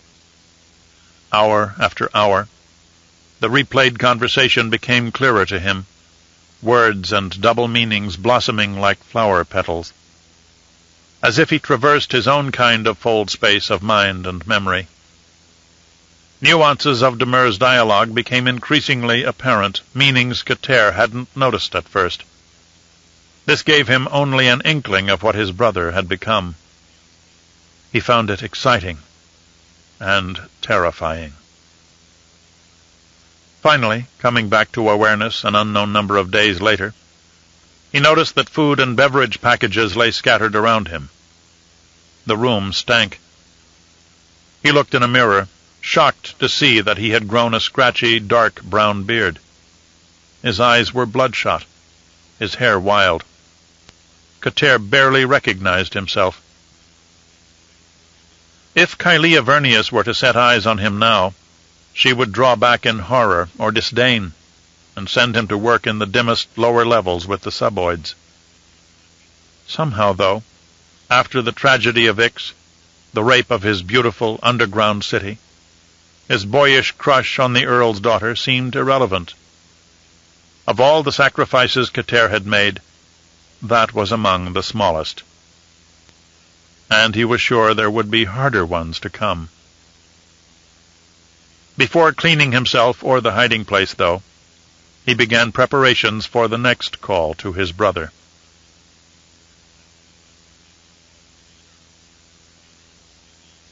Perceptions rule the universe. Bene Gesserit saying. A robo-controlled shuttle left its orbiting highliner in the Lao Jin system and streaked toward the surface of Wallach 9, transmitting appropriate security codes to bypass the Sisterhood's primary defenses. The Bene Gesserit homeworld was just another stop on its long, circuitous route wandering among the stars in the Imperium. Her thick hair beginning to turn gray, her body starting to hint at its age, Gaius Helen Mohiam thought it would be good to be home after many months of other duties, each separate assignment a thread in the vast Bene Gesserit tapestry. No sister understood the entire pattern, the entire weaving of events and people, but Mohiam did her part. With her advancing pregnancy, the Sisterhood had called her home, to remain at the mother school until such time as Mohiam delivered the much-anticipated daughter. Only Kwisatz Mother Anirul comprehended her true value to the breeding program, how everything hinged on the child she now carried. Mohiam understood that this baby was important, but even the whispers of her other memory, which could always be called upon to offer a cacophony of advice, remained deliberately silent on the subject. The guild shuttle carried only her. Working under the specter of the jihad, the Richizian manufacturers of the robo-pilot had gone out of their way to make a clunky-looking, rivet-covered device that most vehemently neither emulated the human mind nor looked the least bit human, or even sophisticated for that matter. The robo-pilot transported passengers and materials from a big ship to the surface of a planet, and back again in a well-rehearsed chain of events. Its functions included barely enough programming flexibility to deal with air traffic patterns or adverse weather conditions. The robo-pilot took its shuttle in a routine sequence, from highliner to planet, from planet to highliner. At a window seat in the shuttle, Mohiam reflected on the delicious revenge she had exacted on the Baron. It had been months already, and no doubt he still suspected nothing. But a Bene Gesserit could wait a long time for the appropriate payment. Over the years, as his precious body weakened and bloated from the disease, an utterly defeated Vladimir Harkonnen might even contemplate suicide. Mohiam's vengeful action might have been impulsive, but it was fitting and appropriate after what the Baron had done. Mother Superior Harishka would not have allowed House Harkonnen to go unpunished, and Mohiam thought her spontaneous idea had been cruelly apt. It would save the Sisterhood time and trouble. As the ship descended into the cloud layer, Mohiam hoped this new child would be perfect, because the Baron would no longer be of any use to them. But if not, The sisterhood always had other options and other plans. They had many different breeding schemes. Mohiam was of a type considered optimal for a certain mysterious genetic program. She knew the names of some, but not all of the other candidates, and knew as well that the sisterhood didn't want simultaneous pregnancies in the program, fearing this might muddle the mating index. Mohiam did wonder, though, why she had been selected again, after the first failure. Her superiors hadn't explained it to her, and she knew better than to ask. And again the voices in other memory kept their counsel to themselves. Do the details matter? She wondered. I carry the requested daughter in my womb. A successful birth would elevate Mohiam's stature, might even result in her eventual election as Mother Superior by the proctors when she got much older, depending on how important this daughter really was. She sensed the girl would be very important. Aboard the robo-piloted shuttle, she felt a sudden change of motion.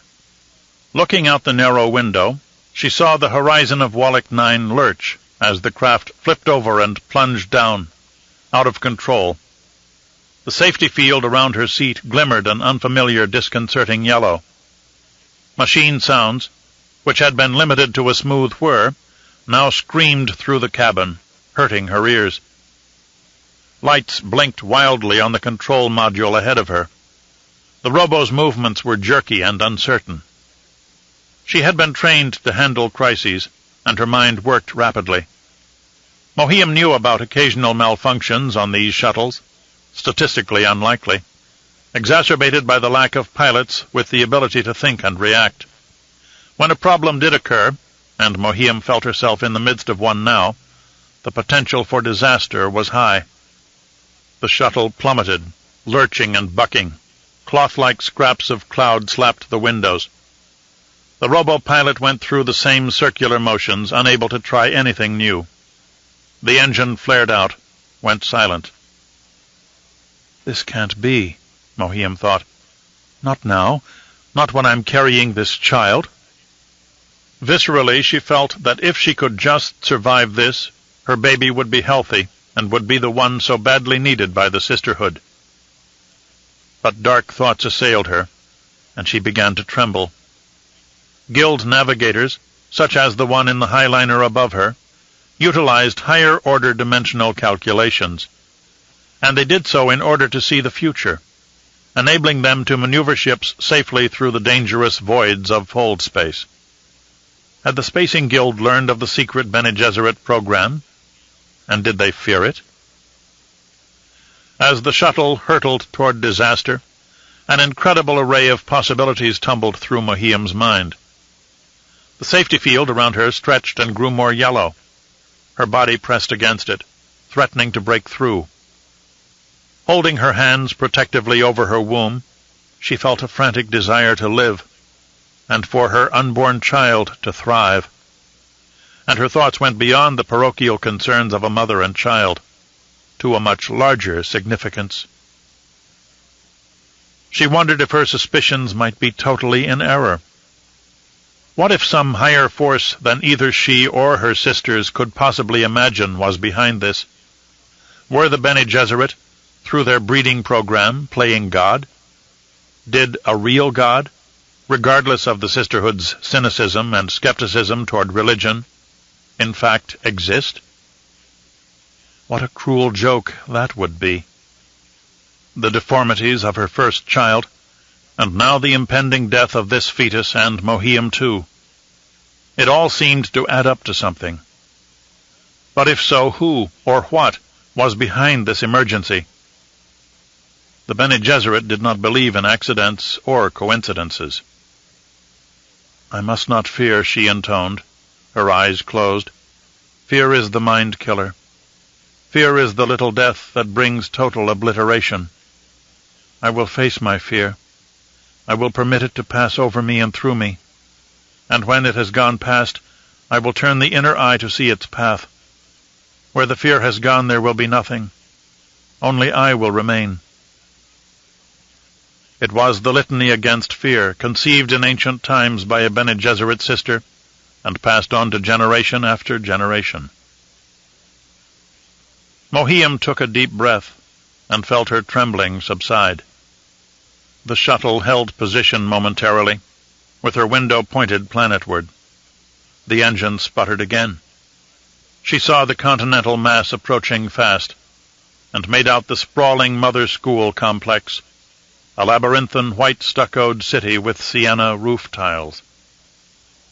Was the shuttle being sent out of control into the main school, with some terrible explosive force aboard? A single crash could wipe out the heart of the sisterhood. Mohiam struggled against the safety field, but could not break free. The shuttle shifted, and the land disappeared from view. The window cocked upward to reveal the blue-white sun on the edge of the atmosphere. Then her safety field grew clear, and Mohiam realized that the shuttle had righted itself. The engine was on again, a sweet flow of machinery. In the front compartment, the robo-pilot moved with apparent efficiency, as if nothing had happened. One of its programmed emergency routines must have worked. As the shuttle set down smoothly on the ground in front of the Grand Plaza, Mohiam breathed a long sigh of relief. She rushed to the door hatch, meaning to flee into the safety of the nearest building. But she paused, took a moment to compose herself, and then strode calmly out. A reverend mother had to maintain appearances. When she glided down the ramp, sisters and acolytes swarmed protectively around her. Mother Superior demanded that the shuttle be impounded for a complete overhaul and investigation, seeking evidence of sabotage or confirmation of a simple malfunction. A brusque radio transmission from the highliner above, however, prevented this. Reverend Mother Anirul Sado Tonkin stood waiting to greet Mohiam, beaming with pride, looking very young with her doe-like face and short bronze hair. Mohiam had never understood Anirul's importance, though even the Mother Superior often showed her deference. The two women nodded to each other. In the midst of her fellow sisters, Mohiam was escorted to a safe building. A large contingent of armed female guards had been posted to watch her. She would be pampered and observed carefully until the baby was due. "There will be no more travel for you, Mohiam," Mother Superior Harishka said. "You must remain safely here until we have your daughter."